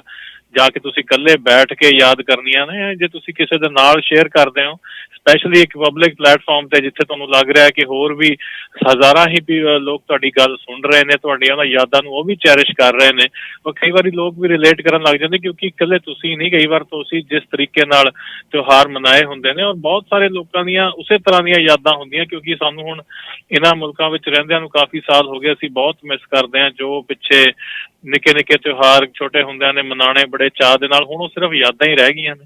ਤੇ ਜਿਵੇਂ ਕਿ ਸਾਡੇ ਸੁਣਨ ਵਾਲੇ ਸਾਡੇ ਨਾਲ ਆਪਣੀਆਂ ਯਾਦਾਂ ਸਾਂਝੀਆਂ ਕਰਨਗੇ, ਉਵੇਂ ਹੀ ਅਸੀਂ ਵੀ ਤੁਸੀਂ ਤੁਹਾਡੇ ਨਾਲ ਕੁਝ ਆਪਣੇ ਕੁਝ ਬਚਪਨ ਦੇ ਕਿੱਸੇ, ਕੁਝ ਬਚਪਨ ਦੇ ਤਿਉਹਾਰ ਕਿੱਦਾਂ ਅਸੀਂ ਮਨਾਉਂਦੇ ਸੀ, ਬਿਲਕੁਲ ਇਹ ਸਾਂਝ ਦਿਲਾਂ ਦੀ ਇੱਦਾਂ ਹੀ ਵੱਧਦੀ ਹੈ। ਤੇ ਅਸੀਂ ਉਮੀਦ ਕਰਦੇ ਹਾਂ ਕਿ ਸਾਡੇ ਸੁਣਨ ਵਾਲੇ ਜ਼ਰੂਰ ਸਾਨੂੰ ਅੱਗੇ ਤੋਂ ਵੱਧ ਕਾਲ ਕਰਿਆ ਕਰਨਗੇ। ਅਗੇਨ ਸਾਡਾ ਨੰਬਰ 647 290 1617 ਜੀ। ਜਸਮੀਤ ਜੀ ਕੀ ਲੈ ਕੇ ਆਏ ਹੋ ਅੱਗੇ? ਜੀ ਅੱਗੇ ਹੁਣ ਆਪਾਂ ਗੱਲਬਾਤ ਕਰਾਂਗੇ ਲੋਹੜੀ ਦੀ। ਦੇਖੋ ਖੁਸ਼ੀਆਂ ਦਾ ਮੌਕਾ ਹੈ। ਸਭ ਤੋਂ ਪਹਿਲਾਂ ਖੁਸ਼ੀਆਂ ਤੋਂ ਪਹਿਲਾਂ ਅਸੀਂ ਥੋੜ੍ਹਾ ਜਿਹਾ ਜਿਹੜਾ ਪਿੱਛੇ ਜਿੱਥੋਂ ਅਸੀਂ ਉੱਠ ਕੇ ਆਏ ਹਾਂ ਆਪਣੇ ਪੰਜਾਬ ਤੋਂ, ਕਿਸਾਨਾਂ ਦੇ ਨਾਲ ਲੋਹੜੀ ਦਾ ਸਭ ਤੋਂ ਵੱਡਾ ਨਾਤਾ ਹੈ, ਕਿਉਂਕਿ ਲੋਹੜੀ ਜਿਹੜੀ ਹੈ ਕਿਸਾਨਾਂ ਦੇ ਲਈ ਇੰਨੀ ਜ਼ਰੂਰੀ ਹੈ ਕਿਉਂਕਿ ਉਹ ਨਵਾਂ ਸੀਜ਼ਨ ਉਹਨੂੰ ਮੰਨਦੇ ਨੇ, ਔਰ ਜਿਹੜਾ ਆਪਣਾ ਸਰਦੀਆਂ ਦਾ ਮੌਸਮ ਜਿਹੜਾ ਹੈ ਉਹਨੂੰ ਇੱਕ ਹਿਸਾਬ ਨਾਲ ਭੇਜ ਦਿੰਦੇ ਨੇ ਜਾਂ ਖ਼ਤਮ ਹੋ ਜਾਂਦਾ, ਔਰ ਨੈਕਸਟ ਜਿਹੜਾ ਸੀਜ਼ਨ ਆ ਉਹਨਾਂ ਦਾ ਜਿਹੜਾ ਅਗਲਾ ਜਿਹੜਾ ਹਾਰਵੈਸਟਿੰਗ ਸੀਜ਼ਨ ਹੈ, ਜਿਹੜੀਆਂ ਉਹਨਾਂ ਦੀਆਂ ਫਸਲਾਂ ਨੇ, ਉਹਦੇ ਲਈ ਜਿਹੜੀ ਇਹ ਲੋਹੜੀ ਜਿਹੜੀ ਉਹ ਸੈਲੀਬ੍ਰੇਟ ਕੀਤੀ ਜਾਂਦੀ ਹੈ। ਔਰ ਵਿਸਾਖੀ ਦੇ ਮੌਕੇ ਦੇ ਉੱਤੇ ਜਿਹੜੀ ਉਹਦੀ ਹਾਰਵੈਸਟਿੰਗ ਹੁੰਦੀ ਹੈ ਔਰ ਸਾਰੀ ਉਹ ਗੱਲਬਾਤ ਹੁੰਦੀ ਹੈ। ਸੋ ਲੋਹੜੀ ਜਿਹੜੀ ਹੈ ਇੱਕ ਪੰਜਾਬ ਦੇ ਨਾਲ ਸਭ ਤੋਂ ਅੱਗੇ ਔਰ ਸਭ ਤੋਂ ਜ਼ਿਆਦਾ ਮਨਾਈ ਜਾਣ ਵਾਲੀ ਤਿਉਹਾਰ ਹੈ। ਕਈ ਤਰੀਕੇ ਦੇ ਨਾਲ ਲੋਹੜੀ ਜਿਹੜੀ ਹੈ ਕਿਸਾਨ ਇਕੱਠੇ ਹੋ ਕੇ ਲੋਕ ਨਾਚ ਕਰਕੇ ਭੰਗੜੇ ਗਿੱਧੇ ਢੋਲ ਨਗਾੜੇ ਵਜਾ ਕੇ ਇਹਨੂੰ ਮਨਾਉਂਦੇ ਨੇ। ਹਰ ਪੰਜਾਬੀ ਜਿਹੜਾ ਉਹ ਇਹਨੂੰ ਮਨਾਉਂਦਾ, ਹਰ ਇਨਸਾਨ ਜਿਹੜਾ ਪੰਜਾਬ 'ਚ ਰਹਿੰਦਾ ਉਹਨੂੰ ਮਨਾਉਂਦਾ। ਸੋ ਇਹ ਇੱਕ ਤਰ੍ਹਾਂ ਦਾ ਲੋਹੜੀ ਜਿਹੜਾ ਇੱਕ ਫੈਸਟੀਵਲ ਡੇ ਜਿਹੜਾ, ਕਿਉਂਕਿ ਸਭ ਤੋਂ ਪਹਿਲਾਂ ਇੱਕ ਤਿਉਹਾਰ ਜਿਹੜਾ ਸਾਡਾ ਆਉਂਦਾ ਉਹ ਲੋਹੜੀ ਹੋਈ ਹੈ ਜੀ। ਅਤੇ ਜਸਮੀਤ ਜੀ ਜੇ ਗੱਲ ਕਰੀਏ ਪੁਰਾਣੇ ਟਾਈਮਾਂ ਦੀ, ਜਦੋਂ ਅਸੀਂ ਲੋਹੜੀ ਮਨਾਉਂਦੇ ਸੀ ਅਸੀਂ ਲੋਹੜੀ ਮੰਗਣ ਜਾਂਦੇ ਸੀ। ਹਾਂਜੀ, ਛੋਟੇ ਸ਼ਹਿਰਾਂ ਦੇ ਵਿੱਚ ਜਾਂ ਪਿੰਡਾਂ ਦੇ ਵਿੱਚ ਅਸੀਂ ਲੋਹੜੀ ਮੰਗਣ ਜਾਂਦੇ ਸੀ ਔਰ ਉਹਦੇ ਵਿੱਚ ਅਸੀਂ ਗਾਣਾ ਗਾਉਂਦੇ ਸੀ। ਸਾਡੇ ਕੋਲ ਇੱਕ ਬੰਦਾ ਹੁੰਦਾ ਸੀ ਜਿਹਦਾ ਮੂੰਹ ਕਾਲਾ ਕਰਕੇ ਉਹਨੂੰ ਰੱਸੀ ਬੰਨ੍ਹੀ ਹੁੰਦੀ ਸੀ, ਜੇ ਕੋਈ ਲੋਹੜੀ ਨਾ ਦੇ ਤੇ ਉਹਨੂੰ ਛੱਡ ਦਈਦਾ ਸੀ ਵੀ ਜਾ ਕੇ ਗਮਲੇ ਭੰਨ ਤੋੜ। ਅਤੇ ਕਈ ਲੋਕ ਦਰਵਾਜ਼ੇ ਬੰਦ ਕਰਕੇ ਅੰਦਰ ਵੀ ਵੜ ਜਾਂਦੇ ਸੀਗੇ। ਸੋ ਉਹ ਆਪਣਾ ਇੱਕ ਤਰੀਕਾ ਔਰ ਆਪਣਾ ਇੱਕ ਟਾਈਮ ਸੀਗਾ। ਜਦੋਂ ਯਾਦ ਆਉਂਦਾ ਫਿਰ ਬੜੇ ਹਾਸੇ ਪੈਂਦੇ ਆ, ਬੜੀਆਂ ਗੱਲਾਂ ਯਾਦ ਆਉਂਦੀਆਂ ਕੀ ਕੀਤਾ, ਕਿੱਦਾਂ ਕੰਧਾਂ ਟੱਪ ਕੇ ਅਸੀਂ ਲੋਹੜੀ ਮੰਗਣ ਜਾਂਦੇ ਸੀਗੇ ਵੀ ਦਿਓ ਲੋਹੜੀ ਤੁਹਾਡੀ ਜੀਵੇ ਜੋੜੀ। ਬਿਲਕੁਲ, ਲੋਹੜੀ ਤਾਂ ਹਜੇ ਬਹੁਤ ਦੂਰ ਹੁੰਦੀ ਸੀ ਜੀ। ਲੋਹੜੀ ਤੋਂ ਤਾਂ 2-2 ਹਫ਼ਤੇ ਪਹਿਲਾਂ ਲੋਹੜੀ ਮੰਗਣ ਦਾ ਪ੍ਰੋਸੈਸ, ਜਿਹਨੂੰ ਆਪਾਂ ਕਹਿ ਸਕਦੇ, ਸ਼ੁਰੂ ਹੋ ਜਾਂਦਾ ਸੀ। ਹਾਂਜੀ ਹਾਂਜੀ। ਅਸੀਂ ਤਾਂ ਹੁਣ ਪਿੰਡਾਂ ਤੋਂ ਆਏ ਹਾਂ। ਪਹਿਲਾਂ ਕਿੱਦਾਂ ਇਕੱਠ ਕਰਨੇ, ਪਹਿਲਾਂ ਜੋੜੀਆਂ ਫਾਈਨਲ ਹੁੰਦੀਆਂ ਸੀ ਕਿ ਹਾਂ ਮੈਂ ਇਹਨਾਂ ਦੇ ਨਾਲ ਰਹਿਣਾ। ਮੇਰੀ ਤਾਂ ਇਹੀ ਹਮੇਸ਼ਾ ਕੋਸ਼ਿਸ਼ ਹੁੰਦੀ ਸੀ ਕਿ ਮੈਂ ਆਪਣੀ ਉਮਰ ਤੋਂ ਵੱਡੇ ਮੁੰਡਿਆਂ ਦੇ ਨਾਲ ਜਾ ਕੇ ਲੋਹੜੀ ਮੰਗਾ, ਕਿਉਂਕਿ ਉਹਨਾਂ ਨੂੰ ਵੱਧ ਪੈਸੇ ਕਹਿ ਲਓ ਜਾਂ ਸਮਾਨ ਕਹਿ ਲਓ ਮਿਲਦਾ ਸੀ, ਕਿਉਂਕਿ ਉਹ ਜਾ ਕੇ ਅੜ ਜਾਂਦੇ ਸੀ। ਜੇ ਛੋਟਿਆਂ ਦਾ ਜਾਣਾ ਉਹਨਾਂ ਨੂੰ ਤਾਂ ਕਿਸੇ ਨੇ ਕੀ ਕਹਿੰਦੇ ਹੁੰਦੇ ਉਹ ਚਵਾਨੀ 98 ਦੇ ਕੇ ਤੋਰ ਦੇਣਾ ਜਾਂ ਮੁੱਠ ਭਰ ਕੇ ਮੂੰਗਫਲੀ ਦੇ ਦੇਣੀ। ਪਰ ਵੱਡਿਆਂ ਦੇ ਨਾਲ ਜਾਣ 'ਚ ਮੈਨੂੰ ਜ਼ਿਆਦਾ ਇੰਟਰਸਟ ਹੁੰਦਾ ਸੀ ਕਿ ਹਾਂ ਇਹਨਾਂ ਦੇ ਨਾਲ ਜਾਣ 'ਚ ਫਾਇਦਾ। ਸੋ ਬਿਜ਼ਨਸ ਮਾਈਂਡ ਤੇ ਪੰਜਾਬ ਦੇ ਬੱਚੇ ਸ਼ੁਰੂ ਤੋਂ ਹੀ ਹੁੰਦੇ। ਸਹੀ ਗੱਲ ਹੈ। ਹਾਂਜੀ, ਠੰਡ ਦੀ ਗੱਲ ਤੁਸੀਂ ਕਰ ਰਹੇ ਸੀ। ਵੈਸੇ ਤਾਂ ਆਪਾਂ ਕਹਿੰਦੇ ਆ ਪੰਜਾਬ 'ਚ ਕਿ ਆਈ ਬਸੰਤ ਪਾਲਾ ਉਡੰਤ, ਪਰ ਠੰਡ ਦਾ ਜੇ ਆਪਾਂ ਕਹੀਏ ਕਿ ਅਸਰ ਘਟਣਾ ਤੇ ਲੋਹੜੀ ਤੋਂ ਹੀ ਤਕਰੀਬਨ ਇਸੇ ਕਰਕੇ ਇਹਨੂੰ ਮਾਰਕ ਕੀਤਾ ਜਾਂਦਾ ਹੈ ਕਿ ਹਾਂ ਵੀ ਲੋਹੜੀ ਤੋਂ ਬਾਅਦ ਥੋੜੀ ਠੰਡ ਘਟਣੀ ਸ਼ੁਰੂ ਹੋ ਜਾਂਦੀ ਹੈ। ਕਿਉਂਕਿ ਜਨਵਰੀ ਹੀ ਆਪਾਂ ਜਿਸ ਰੀਜਨ ਤੋਂ ਆਪਾਂ ਆਏ ਪੰਜਾਬ ਤੋਂ, ਉੱਧਰ ਜਨਵਰੀ ਹੀ ਇੱਕ ਤਰੀਕੇ ਨਾਲ ਜੋ end of December start of January, ਉਹਨੂੰ ਹੀ ਸਭ ਤੋਂ ਵੱਧ ਠੰਡਾ ਮੰਨਿਆ ਜਾਂਦਾ। ਤੇ ਲੋਹੜੀ ਜਦੋਂ ਆਉਂਦੀ ਹੈ ਉਸ ਤੋਂ ਬਾਅਦ ਇਹ ਮਾਨਤਾਵਾਂ ਨੇ, ਵੱਖ-ਵੱਖ ਕਲਚਰ, ਵੱਖ-ਵੱਖ ਲੋਕਾਂ ਦੀਆਂ ਅੱਡ-ਅੱਡ ਮਾਨਤਾ ਹੈ ਕਿ ਹਾਂ ਕਿ ਇਹਦੇ ਤੋਂ ਬਾਅਦ ਠੰਡ ਘਟਣੀ ਸ਼ੁਰੂ ਹੋ ਜਾਂਦੀ ਹੈ। ਕੋਈ ਕਹਿੰਦੇ ਕਿ ਹਾਂ ਡਿਫਰੈਂਟ ਰਿਲੀਜਨਸ ਦੀ ਡਿਫਰੈਂਟ ਉਹਨਾਂ ਦੀ ਪਰਸਪੈਕਟਿਵ ਇਹਨੂੰ ਲੈ ਕੇ। ਬਟ ਪੰਜਾਬੀਆਂ ਦੇ ਤੌਰ ਤੇ, ਜੇ ਸਿੱਖਾਂ ਦੇ ਤੌਰ ਤੇ ਮੈਂ ਕਹਾਂ ਕਿ ਉਹਨਾਂ ਦਾ ਤਾਂ ਮੇਨ ਇਹਨੂੰ ਆਪਾਂ ਕਹਿ ਸਕਦੇ ਹਾਂ ਇੱਕ ਜੋ ਰਿਲੇਸ਼ਨ ਹੈ ਲੋਹੜੀ ਦੇ ਨਾਲ, ਉਹ ਫਸਲੀ ਕਲਚਰ ਨੂੰ ਲੈ ਕੇ ਹੀ ਹੈ ਕਿ ਹਾਂ ਉਹਨਾਂ ਦੀਆਂ ਡਿਫਰੈਂਟ ਵੱਖ-ਵੱਖ ਤਰ੍ਹਾਂ ਦੀਆਂ ਫਸਲਾਂ ਨੂੰ, ਜਾਂ ਤੁਸੀਂ ਕਹਿ ਰਹੇ ਹੋ ਕਿ ਉਹ ਵੱਡੀਆਂ ਹੋ ਰਹੀਆਂ ਨੇ, ਉਹਨਾਂ ਨੇ ਹੋਰ ਇੱਕ ਅੱਧੇ ਮਹੀਨੇ ਦੇ ਬਾਅਦ ਜਾ ਕੇ ਉਹ ਕੱਟ ਲੈਣੀਆਂ। ਜਿਵੇਂ ਕਣਕ ਹੈ ਉਹ ਸਰਦੀਆਂ 'ਚ ਬੀਜੀ ਜਾਂਦੀ ਹੈ ਤੇ ਇਹਨਾਂ ਦਿਨਾਂ ਦੇ ਵਿੱਚ ਉਹਦੀ ਕੀ ਕਹਿੰਦੇ ਹੁੰਦੇ ਆ ਸਾਂਭ ਸੰਭਾਲ ਪੂਰੇ ਜ਼ੋਰ। ਲਓ ਜਸਮੀਤ ਜੀ, ਸਾਡੇ ਨਾਲ, ਸੌਰੀ ਮੈਂ ਤੁਹਾਨੂੰ ਕੱਟ ਰਿਹਾ, ਸਾਡੇ ਨਾਲ ਇੱਕ ਕਾਲਰ ਜੁੜ ਰਹੇ ਨੇ, ਲਓ ਉਹਨਾਂ ਨਾਲ ਜੋੜਦੇ ਹਾਂ ਅਸੀਂ ਨਾਲ। ਹਾਂਜੀ ਭਾਜੀ, ਸਤਿ ਸ੍ਰੀ ਅਕਾਲ ਜੀ, ਹੈਪੀ ਲੋਹੜੀ ਭਾਜੀ। ਹੈਪੀ ਲੋਹੜੀ ਭਾਜੀ, ਕੀ ਹਾਲ ਚਾਲ ਨੇ? ਬਹੁਤ ਵਧੀਆ ਭਾਜੀ, ਕੀ ਹਾਲ ਚਾਲ ਤੁਸੀਂ ਸੁਣਾਓ ਜੀ, ਕਿਵੇਂ ਚੱਲ ਰਿਹਾ ਜੀ? ਆਲ ਗੁੱਡ ਭਾਜੀ, ਕੁਝ ਨਹੀਂ, ਬਸ ਤਿਆਰੀ ਕਰ ਰਹੇ ਆ ਵੀ ਚਾਹੇ ਬਾਹਲੇ ਬੰਦਿਆਂ ਨਾਲ ਨਹੀਂ, ਫੈਮਿਲੀ ਨਾਲ ਹੀ ਹਾਂਜੀ ਲੋਹੜੀ ਮਨਾਈਏ। ਫੈਮਿਲੀ ਨਾਲ ਹੀ ਮਨਾਈਓ ਭਾਜੀ। ਥੋੜੀ ਜੀ ਅੱਜ ਕੱਲ ਕੋਵਿਡ ਕਰਕੇ ਰਿਸਟ੍ਰਿਕਸ਼ਨ ਥੋੜੀ ਜ਼ਿਆਦਾ ਹੈ। ਹਾਂਜੀ, ਤੇ ਬਸ ਉਹਦੀਆਂ ਹੀ ਤਿਆਰੀਆਂ ਆ ਵੀ ਚਲੋ ਫੈਮਿਲੀ ਨਾਲ ਹੀ ਘੜੀ ਧੂਣੀ ਦੇਖਦੇ ਆ ਜੀ। ਕਿਆ ਬਾਤ ਹੈ ਮਨਮੀਤ ਭਾਜੀ, ਥੋੜਾ ਸ਼ੇਅਰ ਕਰੋ ਆਪਣਾ, ਕਿਵੇਂ ਇੰਡੀਆ 'ਚ ਮਨਾਉਂਦੇ ਸੀਗੇ ਤੇ ਇੱਥੇ ਆ ਕੇ ਕੀ ਫਰਕ ਪੈ ਗਿਆ, ਕਿਸ ਤਰੀਕੇ ਨਾਲ ਤਬਦੀਲੀਆਂ ਆ ਗਈਆਂ? ਤਬਦੀਲੀਆਂ ਤਾਂ ਇੱਕ ਉਹੀ ਆ ਭਾਜੀ ਜਿਹੜੀਆਂ ਵੀ ਆਪਾਂ ਅੱਗੇ ਉੱਥੇ ਰਲ ਮਿਲ ਕੇ ਮੰਗਣ ਜਾਂਦੇ ਸੀ, ਸਾਰਾ ਆਪਣਾ ਹੀ ਹੁੰਦਾ ਸੀ ਪਿੰਡ।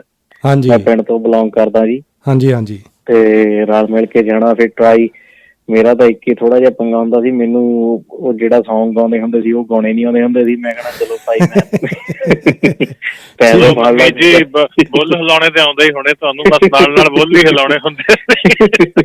ਮੁੜ ਕੇ ਤਾਂ ਫਿਰ ਭਾਜੀ ਥੋੜਾ ਹੋਰ ਗਰੋ ਅਪ ਹੋਇਆ, ਫਿਰ ਕੰਮ ਹੀ ਚੇਂਜ ਹੋ ਗਿਆ। ਫਿਰ ਡੈਕ ਲੈ ਕੇ ਜਾਣ ਲੱਗ ਪਏ ਮੁੰਡੇ, ਉਹਦਾ ਵੀ ਕੰਮ ਈਜ਼ੀ ਹੋ ਗਿਆ ਸੀ। ਠੀਕ ਹੈ, ਉਹੀ ਟੈਕਨੋਲੋਜੀ ਵੱਧ ਰਹੀ ਸੀ ਨਾ ਅੱਗੇ। ਹਾਂਜੀ। ਤੁਹਾਡੇ ਗਾਣੇ ਗਾਉਣ ਤੋਂ ਮੈਨੂੰ ਇੱਕ ਕਿੱਸਾ ਯਾਦ ਆਇਆ ਕਿ ਛੋਟੇ ਹੁੰਦੇ ਏਦਾਂ ਹੀ ਲੋਹੜੀ ਮੰਗਣ ਗਏ ਸੀ ਤੇ ਉੱਥੇ ਮੈਂ ਛੋਟਾ ਸੀ, ਮੇਰੇ ਨਾਲ ਵੱਡੇ ਬੰਦੇ ਸੀਗੇ, ਹੋਰ ਸਾਹਮਣੇ ਕਿਸੇ ਨੇ ਕੁਛ ਵੱਧ ਘੱਟ ਬੋਲ ਦਿੱਤਾ ਤੇ ਮੈਂ ਪੂਰਾ ਚੌੜ ਚ ਕਿ ਹਾਂ ਮੇਰੇ ਨਾਲ ਪੂਰੀ ਬੈਕਅਪ ਹੈਗੀ ਹੈ। ਮੈਂ ਨਾ ਉਹਨੂੰ ਜਿੱਦਾਂ ਸਿਰ ਹਿਲਾ ਕੇ ਬੋਲਿਆ, ਮੈਂ ਕੁਛ ਨੀ, ਤੁਸੀਂ ਸਮਝ ਗਏ ਕਿ ਮੈਂ ਇਸ਼ਾਰੇ ਏਦਾਂ ਕੀਤੇ ਕਿ ਮੈਂ ਬਹੁਤ ਕੁਛ ਬੋਲ ਰਿਹਾ। ਉਹ ਮੈਨੂੰ ਮਨਮੀਤ ਜੀ ਉਹ ਕੁੱਟਣ ਆ ਗਏ ਤੇ ਮੇਰੇ ਜਿੰਨੇ ਵੀ ਨਾਲ ਵੱਡੇ ਵੱਡੇ ਮੁੰਡੇ ਸੀ ਸਭ ਡਰ ਕੇ ਭੱਜ ਗਏ। ਮੈਂ ਛੋਟਾ ਜਿਹਾ ਵਿੱਚ ਖੜਾ ਤੇ ਮੈਨੂੰ ਕਹਿੰਦੇ ਹਾਂ ਹੁਣ ਬੋਲ, ਕੀ ਬੋਲਦਾ ਸੀ? ਮੈਂ ਕਿਹਾ ਮੈਂ ਕੁਛ ਨੀ ਬੋਲਦਾ, ਮੈਂ ਕਿਹਾ ਮੈਂ ਬੋਲਿਆ ਕੁਛ ਨੀ, ਮੈਂ ਸਿਰਫ ਬੋਲੀ ਹਿਲਾਏ ਸੀ। ਉਹ ਮੇਰੀ ਗੱਲ ਸੁਣ ਕੇ ਏਦਾਂ ਹੱਸੇ, ਉਹਨਾਂ ਨੇ ਮੈਨੂੰ ਛੱਡ ਦਿੱਤਾ। ਕਹਿੰਦੇ ਭਾਜੀ ਇੱਕ ਵਾਰੀ ਨਾ ਸਾਡੇ ਇੱਕ ਪਿੰਡ ਦੇ ਵਿੱਚ ਸੀਗੇ, ਉਹ ਅੰਕਲ ਨਾ ਕਰਨਲ ਰਿਟਾਇਰਡ ਸੀਗੇ, ਬਹੁਤ ਟੈਕਟ ਮੰਗਣ ਗਏ ਤਾਂ ਉਹੀ 2-3 ਜਣੇ ਸੀਗੇ ਤੇ ਕਹਿੰਦੇ ਜੀ ਗਾਣਾ ਸੁਣਾਓ। ਗਾਣੇ ਦੇ ਤਾਂ 2 ਲਾਈਨਾਂ ਆਉਂਦੀਆਂ ਸੁਣਾਤੀਆਂ, ਕਿੰਨੀਆਂ ਕੁ ਆਉਂਦੀਆਂ ਸੀ। ਨਹੀਂ ਕਹਿੰਦੇ ਇੱਥੇ ਬਹਿ ਜਾਓ, ਉੱਥੇ ਨੀ ਜਾਣਾ ਜਦ ਤੱਕ ਪੂਰਾ ਨੀ ਸੁਣਾਉਂਦੇ।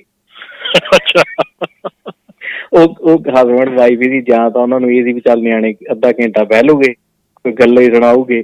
ਪਰ ਭਾਜੀ ਉਹ ਅੱਜ ਤੱਕ ਦਾ ਜਿਹੜਾ ਸਭ ਤੋਂ ਉਹੀ ਸੀ ਵੀ ਸਾਨੂੰ ਨੀ ਘੰਟਾ ਬਿਠਾਈ ਰੱਖਿਆ, ਗਾਣਾ ਫਿਰ ਨੀ ਸੁਣਾਇਆ ਕਿ ਗਾਣਾ ਕਿੱਥੇ ਸੁਣਾਉਣਾ ਸੀ ਭਾਜੀ।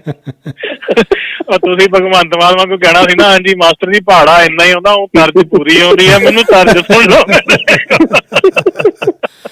ਉਦੋਂ ਵਾਲੇ ਛੋਟੇ ਹੁੰਦੇ ਸੀ ਭਾਜੀ, ਤੇ ਉਹ ਉਹੀ ਇੱਕ ਕਿੱਸਾ ਸੀ ਜਿਹੜਾ ਬਹੁਤ ਵਧੀਆ ਸੀ। ਤੇ ਬਾਕੀ ਜਿਹੜੀ ਸ਼ੁਰੂਆਤ ਚ ਤੁਸੀਂ ਮਨਪ੍ਰੀਤ ਭਾਜੀ ਗੱਲ ਕੀਤੀ ਆ, ਬਾਕੀ ਉਸ ਚੀਜ਼ ਨਾਲ ਤੁਹਾਡੀ ਨਾਲ ਐਗਰੀ ਆ। ਹਾਂਜੀ, ਆਲਵੇਜ਼ ਜਿਹੜੇ ਆਪਣੇ ਕਲੋਜ਼ ਫਰੈਂਡ ਆ ਜਾਂ ਫੈਮਿਲੀ ਮੈਂਬਰਸ ਆ, ਉਹਨਾਂ ਨੂੰ ਫੋਨ ਕਰਕੇ ਹੀ ਕਰਨਾ ਚਾਹੀਦਾ। ਅੱਜ ਕੱਲ੍ਹ ਟ੍ਰੈਂਡ ਹੀ ਟੈਕਸਟ ਮੈਸੇਜ ਦਾ ਹੋ ਗਿਆ। ਬਿਲਕੁਲ ਬਿਲਕੁਲ ਭਾਜੀ, ਤਾਂ ਹੀ ਦੇਖੋ ਅਸੀਂ ਕੋਸ਼ਿਸ਼ ਕਰਦੇ ਹਾਂ ਆਪਣੇ ਰੇਡੀਓ ਤੋਂ ਜੋੜਨ ਦੀ ਕੋਸ਼ਿਸ਼ ਕਰਦੇ ਹਾਂ। ਜਿਵੇਂ ਹੁਣ ਤੁਸੀਂ ਕਾਲ ਕੀਤੀ, ਔਰ ਅਸੀਂ ਹਮੇਸ਼ਾ ਕਹਿੰਦੇ ਹਾਂ ਵੀ ਹੋਰ ਕਾਲ ਕਰੋ, ਗੱਲਬਾਤ ਕਰੋ, ਕੋਈ ਦਿਨ ਤਿਉਹਾਰ ਹੋਏ ਅਸੀਂ ਸ਼ੋਅ ਪੱਕਾ ਲੈ ਕੇ ਆਵਾਂਗੇ।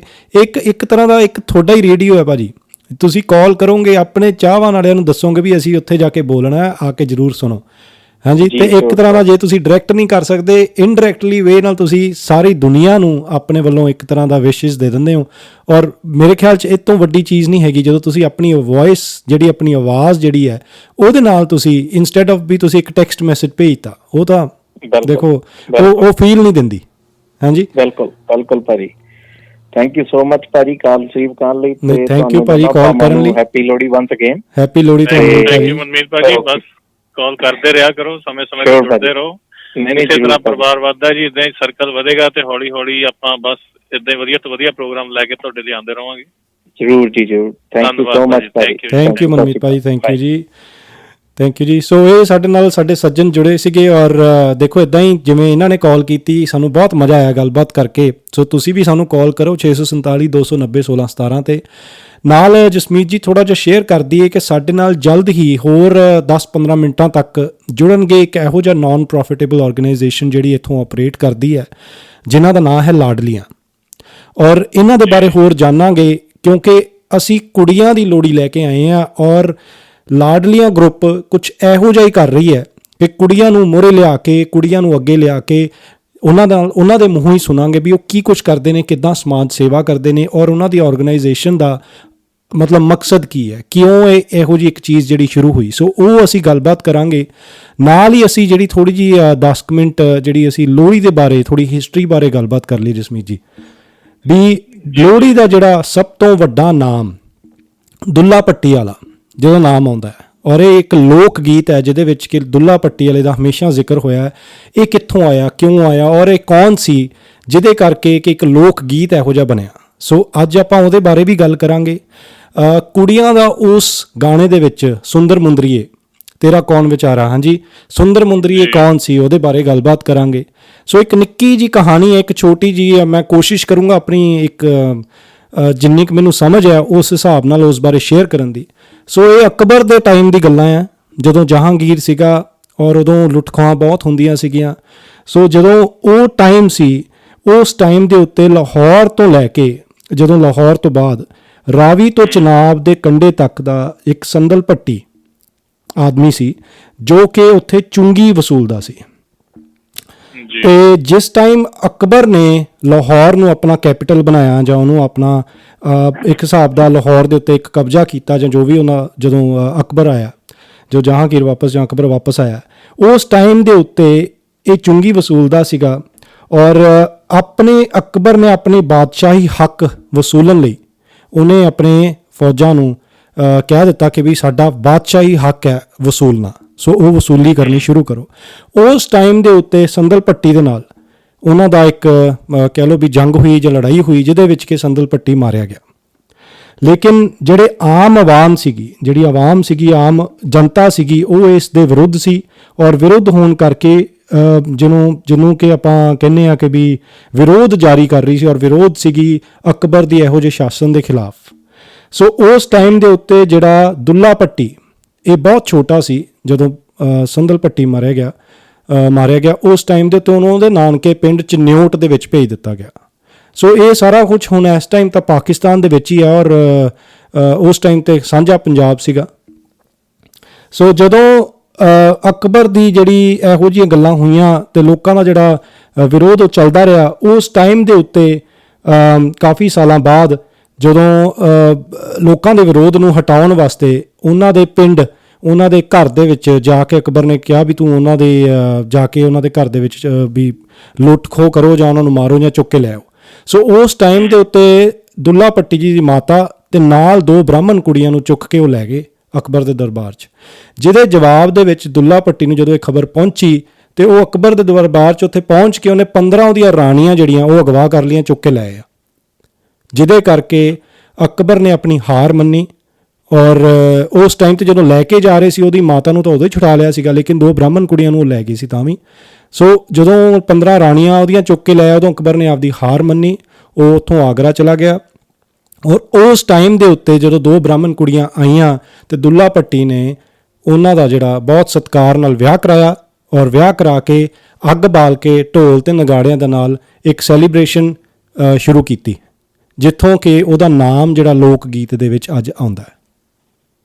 ਬਿਲਕੁਲ, ਜਿੱਦਾਂ ਕਿ ਲੋਕ ਗੀਤ ਚੱਲਦਾ ਹੀ ਹੈ, ਕਹਿੰਦੇ ਕਿ ਸੁੰਦਰ ਮੁੰਦਰੀਏ ਕੌਣ ਹੋ ਤੇਰਾ ਕੌਣ ਵਿਚਾਰਾ ਤੇ ਦੁੱਲਾ ਭੱਟੀ ਵਾਲਾ, ਵੀ ਤੁਹਾਡਾ ਖਿਆਲ ਕੌਣ ਰੱਖੇਗਾ। ਉਹ ਇਹੀ ਆ, ਸੁੰਦਰੀ ਤੇ ਮੁੰਦਰੀ ਉਹਨਾਂ ਕੁੜੀਆਂ ਦੇ ਨਾਮ ਜੋ ਕਹੇ ਜਾਂਦੇ ਆ। ਬਿਲਕੁਲ, ਇਹ ਸਭ ਲਾਈਕ ਆਪਾਂ ਕਹਿ ਸਕਦੇ ਹਾਂ ਕਿ ਇੱਕ ਮਾਈਥੋਲੋਜੀਕਲ ਕਰੈਕਟਰ ਨੇ ਜੋ ਲੋਕ ਕਥਾਵਾਂ ਚੱਲੀਆਂ ਆ ਰਹੀਆਂ ਨੇ। ਤੇ ਕਿਉਂਕਿ ਹਰੇਕ ਕਲਚਰ ਦੀ, ਹਰੇਕ ਬੰਦੇ ਦੀ ਕੁਛ ਸ਼ਾਇਦ ਡਿਫਰੈਂਟ ਪਰਸੈਪਸ਼ਨ ਹੋਏਗੀ ਇਸ ਸਟੋਰੀ ਦੀ। ਸੋ ਬਿਲਕੁਲ, ਜਿਵੇਂ ਤੁਸੀਂ ਸਾਰੀ ਸਟੋਰੀ ਸ਼ੇਅਰ ਕੀਤੀ, ਤੁਹਾਡਾ ਬਹੁਤ ਬਹੁਤ ਧੰਨਵਾਦ। ਤੁਸੀਂ ਸਾਡੇ ਸੁਣਨ ਵਾਲਿਆਂ ਨੂੰ ਥੋੜੀ ਜਿਹੀ ਬੈਕਗਰਾਊਂਡ ਦਿੱਤੀ, ਕਿਉਂਕਿ ਇਹ ਗਾਣਾ ਦਾ ਸਮਝੇ ਜੋ ਲੋਹੜੀ ਦੀ ਜੋ ਇਹ ਬੋਲੀ ਆਪਾਂ ਕਹਿ ਸਕਦੇ, ਜੋ ਆਪਾਂ ਬੋਲ ਕੇ ਮੰਗਦੇ ਹਾਂ ਲੋਹੜੀ, ਇਹ ਤਾਂ ਸਾਰਿਆਂ ਨੂੰ ਹੀ ਆਉਂਦੀ ਹੋਣੀ ਹੈ। ਬਟ ਮੈਨੂੰ ਲੱਗਦਾ ਨਹੀਂ ਕਿ ਹੁਣ ਜਿੰਨੇ ਕਿ ਸ਼ਾਇਦ ਜੋ ਆਪਣੀ ਨਵੀਂ ਜਨਰੇਸ਼ਨ, ਉਹਨਾਂ ਵਿੱਚ ਬਹੁਤ ਜਣੇ ਕਦੀ ਇਸ ਡੀਟੇਲ ਵਿੱਚ ਗਏ ਹੋਣਗੇ ਕਿ ਇਸ ਲੋਕ ਗੀਤ ਦਾ ਮਤਲਬ ਕੀ ਆ। ਸੋ ਬਹੁਤ ਬਹੁਤ ਧੰਨਵਾਦ ਤੁਹਾਡਾ ਸ਼ੇਅਰ ਕਰਨ ਦੀ। ਔਰ ਇਹੀ ਪੰਜਾਬ, ਜਿੱਦਾਂ ਹਿੰਦੁਸਤਾਨ ਦੇ ਹਰੇਕ ਤਿਉਹਾਰ ਦੇ ਨਾਲ ਜਿਵੇਂ ਪਤਾ ਹੈ ਕੋਈ ਨਾ ਕੋਈ ਲੋਕ ਗੀਤ ਤਾਂ ਜੁੜਿਆ ਹੀ ਹੁੰਦਾ। ਬਿਲਕੁਲ, ਤੇ ਲੋਹੜੀ ਦਾ ਇਹ ਸਭ ਤੋਂ ਆਪਾਂ ਕਹਿ ਸਕਦੇ ਹਾਂ ਕਿ ਪ੍ਰਸਿੱਧ ਜਾਂ ਪ੍ਰਚਲਿਤ ਲੋਕ ਗੀਤ ਇਹੀ ਹੈ, ਸੁੰਦਰ ਮੁੰਦਰੀਏ ਹੋ ਤੇਰਾ ਕੌਣ ਵਿਚਾਰਾ, ਦੁੱਲਾ ਭੱਟੀ ਵਾਲਾ। ਔਰ ਇਹ 'ਚ ਹੁਣੇ ਅਸੀਂ ਆਪਣੇ ਲਿਸਨਰਸ ਦੇ ਰੂਬਰੂ ਵੀ ਇਹ ਗਾਣਾ ਵੀ ਕਰਾਂਗੇ, ਹੁਣੇ ਗੀਤ ਚਲਾਵਾਂਗੇ, ਜ਼ਰੂਰ ਚਲਾਵਾਂਗੇ, ਕਿਉਂਕਿ ਅੱਜ ਲੋਹੜੀ ਦਾ ਇੱਕ ਮਾਹੌਲ ਬਣਿਆ ਹੋਇਆ। ਸੋ ਅਸੀਂ ਜ਼ਰੂਰ ਇਹ ਗਾਣਾ ਵੀ ਇੱਕ ਵਾਰੀ ਜ਼ਰੂਰ ਚਲਾਵਾਂਗੇ। ਮੈਂ ਇਹ ਵੀ ਸ਼ੇਅਰ ਕਰਦੇ ਹਾਂ ਵੀ ਸਾਨੂੰ ਇਹ ਛੋਟੇ ਹੁੰਦੇ ਆ ਜਸਮੀਤ ਜੀ, ਮੈਨੂੰ ਤਾਂ ਦੁੱਲਾ ਭੱਟੀ ਬਾਰੇ ਸਿਰਫ ਸੁਣਿਆ ਹੀ ਸੀਗਾ, ਲੋਕ ਗੀਤ ਗਾਏ ਸੀਗੇ, ਪਰ ਜਾਣਿਆ ਕਦੀ ਨਹੀਂ। ਸੋ ਮੈਂ ਸ਼ੁਕਰ ਕਰਦਾ ਕਿ ਅਸੀਂ ਇਸ ਰੇਡੀਓ ਦੇ ਮਾਧਿਅਮ ਤੋਂ ਇੰਨੀ ਇਨਫੋਰਮੇਸ਼ਨ ਗੇਨ ਕਰਨ ਦੀ ਕੋਸ਼ਿਸ਼ ਕਰਦੇ ਹਾਂ, ਪੜ੍ਹਦੇ ਹਾਂ, ਤਾਂ ਕਿ ਤੁਹਾਡੇ ਤੱਕ ਉਹ ਗੱਲਾਂ ਜਿਹੜੀਆਂ ਅਸੀਂ ਪਹੁੰਚਾ ਸਕੀਏ। ਸੋ ਅਸੀਂ ਸ਼ੁਕਰਗੁਜ਼ਾਰ ਹਾਂ ਇਹੋ ਜਿਹੇ ਸੋਸ਼ਲ ਮੀਡੀਆ 'ਤੇ ਕਿ ਅੱਜ ਸਾਨੂੰ ਇੱਕ ਕੰਪਿਊਟਰ 'ਤੇ ਬੈਠ ਕੇ ਹਰ ਜਿਹੜੀ ਇਨਫੋਰਮੇਸ਼ਨ ਉਹ ਸ਼ੇਅਰ ਹੋ ਜਾਂਦੀ ਹੈ, ਔਰ ਅਸੀਂ ਉਹਦੇ ਬਾਰੇ ਆਪਣੀ ਜਿਹੜੀ ਜਾਣਕਾਰੀ ਉਹਦੇ 'ਚ ਵਾਧਾ ਕਰਦੇ ਹਾਂ, ਉਹੀ ਜਾਣਕਾਰੀ ਤੁਹਾਡੇ ਤੱਕ ਲੈ ਕੇ ਆਉਣ ਦੀ ਕੋਸ਼ਿਸ਼ ਕਰਦੇ ਹਾਂ। ਸੋ ਗਲਤੀਆਂ ਹੋ ਸਕਦੀਆਂ ਸਾਡੇ ਤੋਂ, ਕਿਉਂਕਿ ਅਸੀਂ ਵੀ ਕਈ ਚੀਜ਼ਾਂ ਹੁਣੇ ਹੀ ਸਿੱਖ ਰਹੇ ਹਾਂ, ਨਵੀਆਂ ਚੀਜ਼ਾਂ ਸਿੱਖ ਰਹੇ ਹਾਂ, ਨਵੀਆਂ ਗੱਲਾਂ ਬਾਤਾਂ ਪਤਾ ਲੱਗ ਰਹੀਆਂ, ਔਰ ਤੁਹਾਡੇ ਤੱਕ ਉਹ ਲੈ ਕੇ ਆਉਂਦੇ ਹਾਂ। ਸੋ ਉਸ ਲਈ ਅਸੀਂ क्षमा ਜ਼ਰੂਰ ਤੁਹਾਡੇ ਤੋਂ ਮੰਗਦੇ ਹਾਂ। ਜੇ ਕੋਈ ਵੀ ਗਲਤ ਇਨਫੋਰਮੇਸ਼ਨ ਪਾਸ ਆਨ ਹੋ ਜੇ, ਸਾਨੂੰ ਕਰੈਕਟ ਕਰ ਦਿਆ ਕਰੋ, ਫੀਡਬੈਕ ਦਿਆ ਕਰੋ, ਜਿਵੇਂ ਤੁਸੀਂ ਅੱਗੇ ਵੀ ਦਿੰਦੇ ਹੋ ਸਾਡੇ ਸੋਸ਼ਲ ਮੀਡੀਆ 'ਤੇ। ਸੋ ਜਸਮੀਤ ਜੀ, ਮੇਰੇ ਖਿਆਲ 'ਚ ਆਪਾਂ ਇੱਕ ਗਾਣੇ ਲਈ ਰੁਕੀਏ, ਕਿਉਂਕਿ ਗੀਤ ਤੋਂ ਬਾਅਦ ਅਸੀਂ ਜੁੜਾਂਗੇ ਲਾਡਲੀਆਂ ਗਰੁੱਪ ਦੇ ਨਾਲ, ਉਹਨਾਂ ਦੇ ਆਰਗੇਨਾਈਜ਼ਰਸ ਦੇ ਨਾਲ, ਔਰ ਗੱਲਬਾਤ ਕਰਾਂਗੇ ਕਿ ਉਹ ਕੁੜੀਆਂ ਨੂੰ ਕਿਸ ਤਰੀਕੇ ਦੇ ਨਾਲ ਅੱਗੇ ਲੈ ਕੇ ਆਉਂਦੇ ਨੇ, ਔਰ ਲੋਹੜੀ ਅੱਜ ਜਿਹੜੀ ਖਾਸ ਤੌਰ 'ਤੇ ਕੁੜੀਆਂ ਦੀ ਕਿਉਂ ਮੰਨੀ ਜਾਂਦੀ ਹੈ। ਸੋ ਉਹਦੀਆਂ ਹੋਰ ਵੀ ਬਹੁਤ ਗੱਲਾਂ ਨੇ ਜਿਹੜੀਆਂ ਅਸੀਂ ਤੁਹਾਡੇ ਨਜ਼ਰ ਕਰਾਂਗੇ। ਕੀ ਖਿਆਲ ਹੈ ਜੀ? ਬਿਲਕੁਲ ਜੀ, ਬਿਲਕੁਲ। ਹੁਣ ਜੇ ਗੱਲ ਆਪਾਂ ਕੀਤੀ ਹੈ ਦੁੱਲਾ ਭੱਟੀ ਹੋਰਾਂ ਦੀ, ਤੇ ਉਹਨਾਂ ਦੇ ਜੋ ਵੀ ਯੋਗਦਾਨ ਹੈ, ਜੋ ਵੀ ਉਹਨਾਂ ਨੇ ਚੰਗੇ ਕੰਮ ਨੂੰ, ਬੇਸਿਕਲੀ ਉਹਨਾਂ ਨੂੰ ਰੋਬਿਨ ਹੁੱਡ ਆਫ ਪੰਜਾਬ ਵੀ ਕਿਹਾ ਜਾਂਦਾ ਸੀ, ਕਿ ਉਹ ਅਮੀਰਾਂ ਦੇ ਕੋਲੋਂ ਜੋ ਜ਼ੁਲਮ ਕਰਦੇ ਸੀ ਉਹਨਾਂ ਦੇ ਕੋਲੋਂ ਲੈ ਕੇ ਗਰੀਬਾਂ ਦਾ ਬਹੁਤ ਧਿਆਨ ਰੱਖਦੇ ਸੀ। ਬਿਲਕੁਲ ਉਹਨਾਂ ਨੂੰ ਇੱਕ ਟ੍ਰਿਬਿਊਟ ਹੀ ਹੈ, ਇੱਕ ਟ੍ਰਿਬਿਊਟ ਹੈ ਸਾਡੇ ਵੱਲੋਂ, ਵਿਰਸਾ ਰੇਡੀਓ ਟੋਰਾਂਟੋ ਵੱਲੋਂ। ਸੋ ਬਿਲਕੁਲ ਇਹ ਆਪਣੇ ਸੁਣਨ ਵਾਲਿਆਂ ਨਾਲ ਸਾਂਝਾ ਕੀਤਾ ਜਾਵੇ ਤੇ ਜਲਦੀ ਹੀ ਅਸੀਂ ਲਾਡਲੀਆਂ ਗਰੁੱਪ ਦੇ ਨਾਲ ਜੁੜ ਕੇ ਉਹਨਾਂ ਦੇ ਸਾਰੇ ਵਿਚਾਰ ਜਾਣਾਂਗੇ, ਕੀ ਕਰਦੇ ਨੇ, ਕੀ ਉਹਨਾਂ ਦੇ ਅੱਗੇ ਪਲਾਨਸ ਨੇ। ਸੋ ਬਿਲਕੁਲ ਇੱਕ ਗਾਣਾ ਤੁਸੀਂ ਬਿਲਕੁਲ ਸ਼ੇਅਰ ਕਰੋ ਤੇ ਅਸੀਂ ਜਲਦੀ ਜੁੜਦੇ ਹਾਂ ਵਾਪਸ। ਜੀ ਬਿਲਕੁਲ। ਸੋ ਜੁੜੇ ਰਹੋ ਵਿਰਸਾ ਰੇਡੀਓ ਟੋਰਾਂਟੋ ਦੇ ਨਾਲ। ਅਸੀਂ ਹੁਣੇ ਤੁਹਾਡੇ ਨਾਲ ਰੂਬਰੂ ਕਰਦੇ ਹਾਂ ਇੱਕ ਨਾਨ ਪ੍ਰੋਫਿਟੇਬਲ ਆਰਗੇਨਾਈਜੇਸ਼ਨ ਲਾਡਲੀਆਂ ਨੂੰ।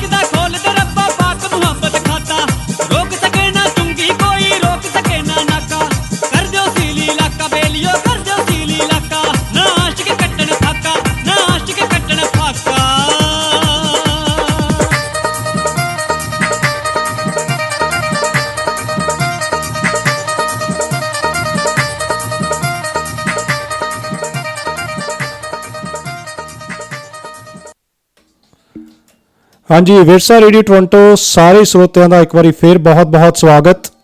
ਵੈਲਕਮ ਬੈਕ ਜੀ। ਲੋਹੜੀ ਦੇ ਅੱਜ ਦੇ ਸ਼ੋਅ ਦੇ ਵਿੱਚ ਤੁਹਾਡਾ ਫਿਰ ਬਹੁਤ-ਬਹੁਤ ਸਵਾਗਤ ਹੈ। ਸੋ ਅਸੀਂ ਅੱਜ ਫਿਰ ਜਿਹੜਾ ਨਵਾਂ ਸ਼ੋਅ ਲੈ ਕੇ ਆਏ ਹਾਂ, ਜਿੱਦਾਂ ਤੁਹਾਨੂੰ ਦੱਸ ਰਹੇ ਸੀਗੇ ਪਹਿਲਾਂ, ਸਾਡੇ ਨਾਲ ਅੱਜ ਇੱਕ ਨਾਨ ਪ੍ਰੋਫਿਟੇਬਲ ਆਰਗੇਨਾਈਜੇਸ਼ਨ ਲਾਡਲੀਆਂ, ਉਹਨਾਂ ਨਾਲ ਅਸੀਂ ਜੁੜ ਚੁੱਕੇ ਹਾਂ ਔਰ ਉਹਨਾਂ ਨੂੰ ਅੱਜ ਤੁਹਾਡੇ ਰੂਬਰੂ ਕਰਾਂਗੇ ਔਰ ਤੁਹਾਡੇ ਨਾਲ ਗੱਲਬਾਤ ਕਰਾਂਗੇ। ਜੇ ਤੁਹਾਡਾ ਕੋਈ ਵੀ ਸਵਾਲ ਹੋਏ ਉਹਨਾਂ ਨੂੰ ਲੈ ਕੇ ਜਾਂ ਲੋਹੜੀ ਦੇ ਬਾਰੇ ਕੋਈ ਮੈਸੇਜ ਵੀ ਦੇਣਾ ਹੋਏ, ਤੁਸੀਂ ਕਾਲ ਵਿੱਚ ਕਰ ਸਕਦੇ ਹੋ। ਪਰ ਪਹਿਲੇ ਮੈਂ ਰਿਕੁਐਸਟ ਕਰੂੰਗਾ, ਪਹਿਲੇ 10-15 ਮਿੰਟ ਪਲੀਜ਼ ਕਾਲ ਨਾ ਕਰਿਓ, ਤਾਂ ਕਿ ਅਸੀਂ ਉਹਨਾਂ ਦੀ ਜਿਹੜੀ ਆਰਗੇਨਾਈਜੇਸ਼ਨ ਬਾਰੇ ਸਾਰੀ ਜਿਹੜੀ ਗੱਲਬਾਤ ਉਹ ਇੱਕ ਵਾਰੀ ਤੁਹਾਡੇ ਰੂਬਰੂ ਕਰਾ ਦਈਏ। ਕੀ ਖਿਆਲ ਹੈ ਜਸਮੀਤ ਜੀ? ਬਿਲਕੁਲ ਜੀ, ਬਿਲਕੁਲ। ਕਾਲ ਦਾ ਤਾਂ ਬਿਲਕੁਲ ਇੰਤਜ਼ਾਰ ਰਹਿੰਦਾ। ਇੰਨੀ ਕੀ ਰਿਕੁਐਸਟ ਹੈ, ਜੇ ਥੋੜਾ ਜਿਹਾ ਸਾਡੇ ਸਰੋਤੇ ਇੰਤਜ਼ਾਰ ਕਰ ਸਕਣ ਕਾਲ ਕਰਨ ਲਈ, ਆਪਣੇ ਵਿਸ਼ੇ ਸਾਂਝੇ ਕਰਨ ਲਈ, ਸੋ ਦੈਟ ਉਹਨਾਂ ਨਾਲ ਵੀ ਅਸੀਂ ਗੱਲ ਕਰਕੇ ਉਹ ਜੋ ਕਰਦੇ ਨੇ, ਜੋ ਉਹਨਾਂ ਦੀ ਵਿਜ਼ਨ ਹੈ, ਤੁਹਾਡੇ ਸਾਰਿਆਂ ਨਾਲ ਸਾਂਝੀਆਂ ਕਰੀਏ। ਤੇ ਬੇਸ਼ੱਕ ਤੁਸੀਂ ਉਹਨਾਂ ਦੇ ਨਾਲ ਵੀ ਗੱਲਬਾਤ ਕਰਕੇ ਉਹਨਾਂ ਦੇ ਬਾਰੇ ਹੋਰ ਜਾਣਨਾ ਚਾਹੋ, ਬਿਲਕੁਲ ਇਟਸ ਬੈਟਰ ਕਿ ਜੇ ਤੁਸੀਂ ਥੋੜੀ ਜਿਹੀ ਇਨਫੋਰਮੇਸ਼ਨ ਲੈਣ ਤੋਂ ਬਾਅਦ ਆਪਾਂ ਡਿਸਕਸ਼ਨ ਅੱਗੇ ਵਧਾਈਏ, ਤਾਂ ਜੋ ਸਾਰਿਆਂ ਨੂੰ ਹੀ ਉਸ ਡਿਸਕਸ਼ਨ ਦਾ ਫਾਇਦਾ ਹੋਵੇ। ਜੀ ਜਸਮੀਤ ਜੀ, ਸੋ ਅੱਜ ਜਿਹੜੇ ਅਸੀਂ ਆਰਗੇਨਾਈਜੇਸ਼ਨ ਨੂੰ ਲੈ ਕੇ ਆਏ ਹਾਂ, ਉਹਨਾਂ ਦਾ ਨਾਂ ਲਾਡਲੀਆਂ, ਜਿੱਦਾਂ ਅਸੀਂ ਆਪਣੇ ਸਾਰੇ ਲਿਸਨਰਸ ਨੂੰ ਦੱਸ ਰਹੇ ਹਾਂ। ਔਰ ਲਾਡਲੀਆਂ ਗਰੁੱਪ ਇੱਕ ਇਹੋ ਜਿਹਾ ਗਰੁੱਪ ਹੈ ਜੋ ਡਾਟਰਸ ਨੂੰ ਇੱਕ ਡਾਟਰਸ ਨੂੰ ਅੱਗੇ ਲੈ ਕੇ ਆਉਂਦੀਆਂ ਨੇ, ਚਾਹੇ ਉਹ ਸਾਊਥ ਏਸ਼ੀਅਨ ਗਰਲਸ ਹੋਣ, ਚਾਹੇ ਜਿਹੜੀ ਮਰਜ਼ੀ ਏਜ ਦੀ ਹੋਣ। ਉਹਨਾਂ ਨੂੰ ਇੰਗੇਜ ਕਰਦੇ ਨੇ ਐਜੂਕੇਸ਼ਨ ਵਾਸਤੇ ਔਰ ਈਵਨ ਅਵੇਅਰਨੈਸ ਦੇਣ ਵਾਸਤੇ ਅਰਾਊਂਡ ਦ ਵਰਲਡ ਕਿ ਕੁੜੀਆਂ ਕੌਣ ਨੇ ਔਰ ਕੁੜੀਆਂ ਅੱਜ ਦੀ ਡੇਟ ਦੇ ਵਿੱਚ ਕੀ ਕੁਛ ਨਹੀਂ ਕਰ ਸਕਦੀਆਂ। ਸੋ ਸਾਡੇ ਨਾਲ ਅੱਜ ਲਾਡਲੀਆਂ ਗਰੁੱਪ ਤੋਂ ਜੁੜ ਚੁੱਕੇ ਨੇ ਮਨਵੀਰ ਜੀ। ਮਨਵੀਰ ਜੀ ਸਤਿ ਸ੍ਰੀ ਅਕਾਲ, ਹੈਪੀ ਲੋਹੜੀ ਜੀ। ਤੁਹਾਨੂੰ ਆਵਾਜ਼ ਆ ਰਹੀ ਹੈ? ਹਾਂਜੀ, ਸਤਿ ਸ਼੍ਰੀ ਅਕਾਲ ਸਾਰਿਆਂ ਨੂੰ ਤੇ ਹੈਪੀ ਲੋਹੜੀ। ਮਨਵੀਰ ਜੀ, ਸਵਾਗਤ ਹੈ ਤੁਹਾਡਾ ਵਿਰਸਾ ਰੇਡੀਓ ਟੋਰਾਂਟੋ ਤੇ। ਲੋਹੜੀ ਦੀਆਂ ਬਹੁਤ-ਬਹੁਤ ਮੁਬਾਰਕਾਂ ਜੀ। ਕੀ ਹਾਲ ਚਾਲ ਨੇ ਤੁਹਾਡੇ? ਠੀਕ ਸਾਰਿਆਂ ਨੂੰ, ਤੁਹਾਨੂੰ ਵੀ happy Lohri. And I hope ਕਿ ਸਾਰੇ ਜਾਣੇ ਜਿੱਦਾਂ ਵੀ ਘਰੇ ਬਹਿ ਕੇ ਇੰਜੋਏ ਕਰ ਸਕਦੇ ਆ, ਟਰਾਈ ਕਰੋ ਸੇਫ ਫ੍ਰੈਂਡਲੀ। ਤੇ ਆਈ ਨੋ ਇਟਸ ਲਾਈਕ ਅ ਡਿਫਰੈਂਟ ਇਹੀ ਅਪੀਲ ਹੈ ਜੀ ਸਾਰਿਆਂ ਨੂੰ। ਚਾਹ ਦਿਲ ਤਾਂ ਸਭ ਦਾ ਕਰਦਾ ਹੁੰਦਾ ਕਿ ਤਿਉਹਾਰ ਆਉਂਦਾ, ਕੋਈ ਆਪਣੇ ਪਰਿਵਾਰ ਕੋ, ਦੋਸਤਾਂ, ਮਿੱਤਰਾਂ, ਰਿਸ਼ਤੇਦਾਰਾਂ ਦੇ ਘਰ ਜਾ ਕੇ ਵਧਾਈਆਂ ਦੇਈਏ, ਪਰ ਇਸ ਵਾਰ ਜਿਵੇਂ ਪਤਾ ਹੀ ਹੈ ਕਿ ਸਾਰੀ ਦੁਨੀਆ ਨੂੰ ਹੀ ਉਸ ਕਰੋਨਾ ਜੀ ਨੇ ਘਰ ਰਹਿਣ ਤੇ ਮਜਬੂਰ ਕਰ ਦਿੱਤਾ। ਚਲੋ ਆਸ ਕਰਦੇ ਹਾਂ ਕਿ ਜਲਦੀ ਇਹ ਸਭ ਕੁਝ ਖਤਮ ਹੋਵੇ ਤੇ ਅੱਗੇ ਜੋ ਵੀ ਤਿਉਹਾਰ ਆ ਰਹੇ ਨੇ ਅਸੀਂ ਸਾਰੇ ਆਪਣੇ ਮਿੱਤਰ ਪਿਆਰਿਆਂ ਦੇ ਨਾਲ ਹੀ ਬਿਤਾਈਏ। ਹਾਂਜੀ ਜੀ ਮਨਵੀਰ ਜੀ, ਔਰ ਅਸੀਂ ਕਾਫੀ ਤੁਹਾਡੀ ਜਿਹੜੀ ਆਰਗੇਨਾਈਜੇਸ਼ਨ ਉਹਦੇ ਬਾਰੇ ਅਸੀਂ ਦੇਖ ਰਹੇ ਸੀ, ਕਾਫੀ ਅੱਛੀ ਪੜ੍ਹ ਰਹੇ ਸੀ, ਔਰ ਸਾਨੂੰ ਕਾਫੀ, ਕਿਉਂਕਿ ਸਾਡੀ ਜਿਹੜੀ ਅੱਜ ਦਾ ਸਪੈਸ਼ਲ ਸ਼ੋਅ ਜਿਹੜਾ ਅਸੀਂ ਲੈ ਕੇ ਆਏ ਹਾਂ ਉਹ ਖਾਸ ਤੌਰ 'ਤੇ ਕੁੜੀਆਂ ਦੀ ਲੋਹੜੀ ਅਸੀਂ ਲੈ ਕੇ ਆਏ ਹਾਂ। ਔਰ ਅਸੀਂ ਚਾਹੁੰਦੇ ਸੀ ਵੀ ਅਸੀਂ ਇਹੋ ਜਿਹੀ ਆਰਗੇਨਾਈਜੇਸ਼ਨ ਨੂੰ, ਤੁਸੀਂ ਇਹਦੇ ਫਾਊਂਡਰ ਨੂੰ, ਸੋ ਅਸੀਂ ਸਭ ਤੋਂ ਪਹਿਲਾਂ ਆਪਣੇ ਲਿਸਨਰਸ ਤੱਕ ਇਨਫੋਰਮੇਸ਼ਨ ਪਹੁੰਚਾਈਏ। ਤੁਸੀਂ ਆਪਣੀ ਆਰਗੇਨਾਈਜੇਸ਼ਨ ਬਾਰੇ ਔਰ ਆਪਣੇ ਬਾਰੇ ਥੋੜ੍ਹਾ ਜਿਹਾ ਸਾਡੇ ਦਰਸ਼ਕਾਂ ਨੂੰ ਦੱਸੋ ਜੀ। ਜ਼ਰੂਰ। ਸੋ ਮੇਰਾ ਨਾਮ ਮਨਵੀਰ ਭੰਗੂ ਆ ਤੇ ਮੈਂ ਲਾਡਲੀਆਂ ਆਰਗੇਨਾਈਜੇਸ਼ਨ 2013 ਦੇ ਵਿੱਚ ਸ਼ੁਰੂ ਕੀਤੀ ਸੀਗੀ। ਮੈਨੂੰ ਇੰਨਾ ਜ਼ਰੂਰ ਪਤਾ ਸੀ ਜਦ ਮੈਂ ਛੋਟੀ ਸੀ ਕਿ ਆਪਣੀ ਕਮਿਊਨਿਟੀ ਵਿੱਚ ਇਹ ਫਰਕ ਹੈਗਾ ਆ, ਕੁੜੀਆਂ ਮੁੰਡਿਆਂ ਵਿੱਚ ਫਰਕ ਹੈਗਾ ਤੇ ਉਹ ਕਿਸੇ ਨਾ ਕਿਸੇ ਤਰ੍ਹਾਂ ਕੁੜੀਆਂ ਨੂੰ ਕਿੱਦਾਂ ਇੰਪੈਕਟ ਕਰਦਾ। ਮੈਨੂੰ ਛੋਟੀ ਹੁੰਦੀ ਤੋਂ ਮੈਂ ਮਹਿਸੂਸ ਕੀਤਾ ਤੇ ਐਕਸਪੀਰੀਅੰਸਿਸ ਹੋਏ ਫੈਮਿਲੀ ਦੇ ਵਿੱਚ ਬਾਹਰ ਕਿ ਕਿਵੇਂ ਕੁੜੀ ਹੋਣ ਕਰਕੇ ਸਾਨੂੰ ਕਈ ਗੱਲਾਂ ਤੋਂ ਰੋਕਿਆ ਜਾਂਦਾ ਜਾਂ ਟੋਕਿਆ ਜਾਂਦਾ, ਉਹੀ ਗੱਲਾਂ ਮੁੰਡਿਆਂ ਨੂੰ ਨਹੀਂ ਕਹੀਆਂ ਜਾਂਦੀਆਂ। ਸੋ ਤੇ ਮੈਨੂੰ ਹਮੇਸ਼ਾ ਇਹੀ ਸੀਗਾ ਕਿ ਇਹਦੇ ਕਰਕੇ ਕੁੜੀਆਂ ਤੇ ਅਸਰ ਬਹੁਤ ਬੁਰਾ ਪੈਂਦਾ ਆ, ਮੈਂਟਲ ਹੈਲਥ ਦਾ ਅਸਰ ਆ ਤੇ ਕੌਨਫੀਡੈਂਸ ਦੇ ਇਸ਼ੂਜ਼, ਤੇ ਅੱਗੇ ਜਾ ਕੇ ਕੁੜੀਆਂ ਫਿਰ ਇੰਡੀਪੈਂਡੈਂਟ ਬਣਦੀਆਂ ਨੇ ਕਿ ਨਹੀਂ, ਇਹਨਾਂ ਸਾਰੀਆਂ ਚੀਜ਼ਾਂ ਦਾ ਅਸਰ ਪੈਂਦਾ। ਸੋ ਸ਼ੁਰੂ ਤੋਂ ਮੈਨੂੰ ਇੰਨਾ ਪਤਾ ਸੀਗਾ ਕਿ ਮੈਂ ਕੁਛ ਕਰਨਾ, ਪਰ ਮੈਨੂੰ ਇਹ ਨਹੀਂ ਪਤਾ ਸੀਗਾ ਕਿ ਕੀ ਕਰਨਾ। ਸੋ ਉਸ ਟਾਈਮ ਤੇ ਇੱਕ ਫੇਸਬੁੱਕ ਪੇਜ ਬਣਾਇਆ ਸੀਗਾ, ਉੱਥੇ ਮੈਂ ਬਸ ਆਈਡੀਆਜ਼ ਲਿਖਦੀ ਸੀ, ਸ਼ੇਅਰ ਕਰਦੀ ਸੀ ਸਟੋਰੀਜ਼।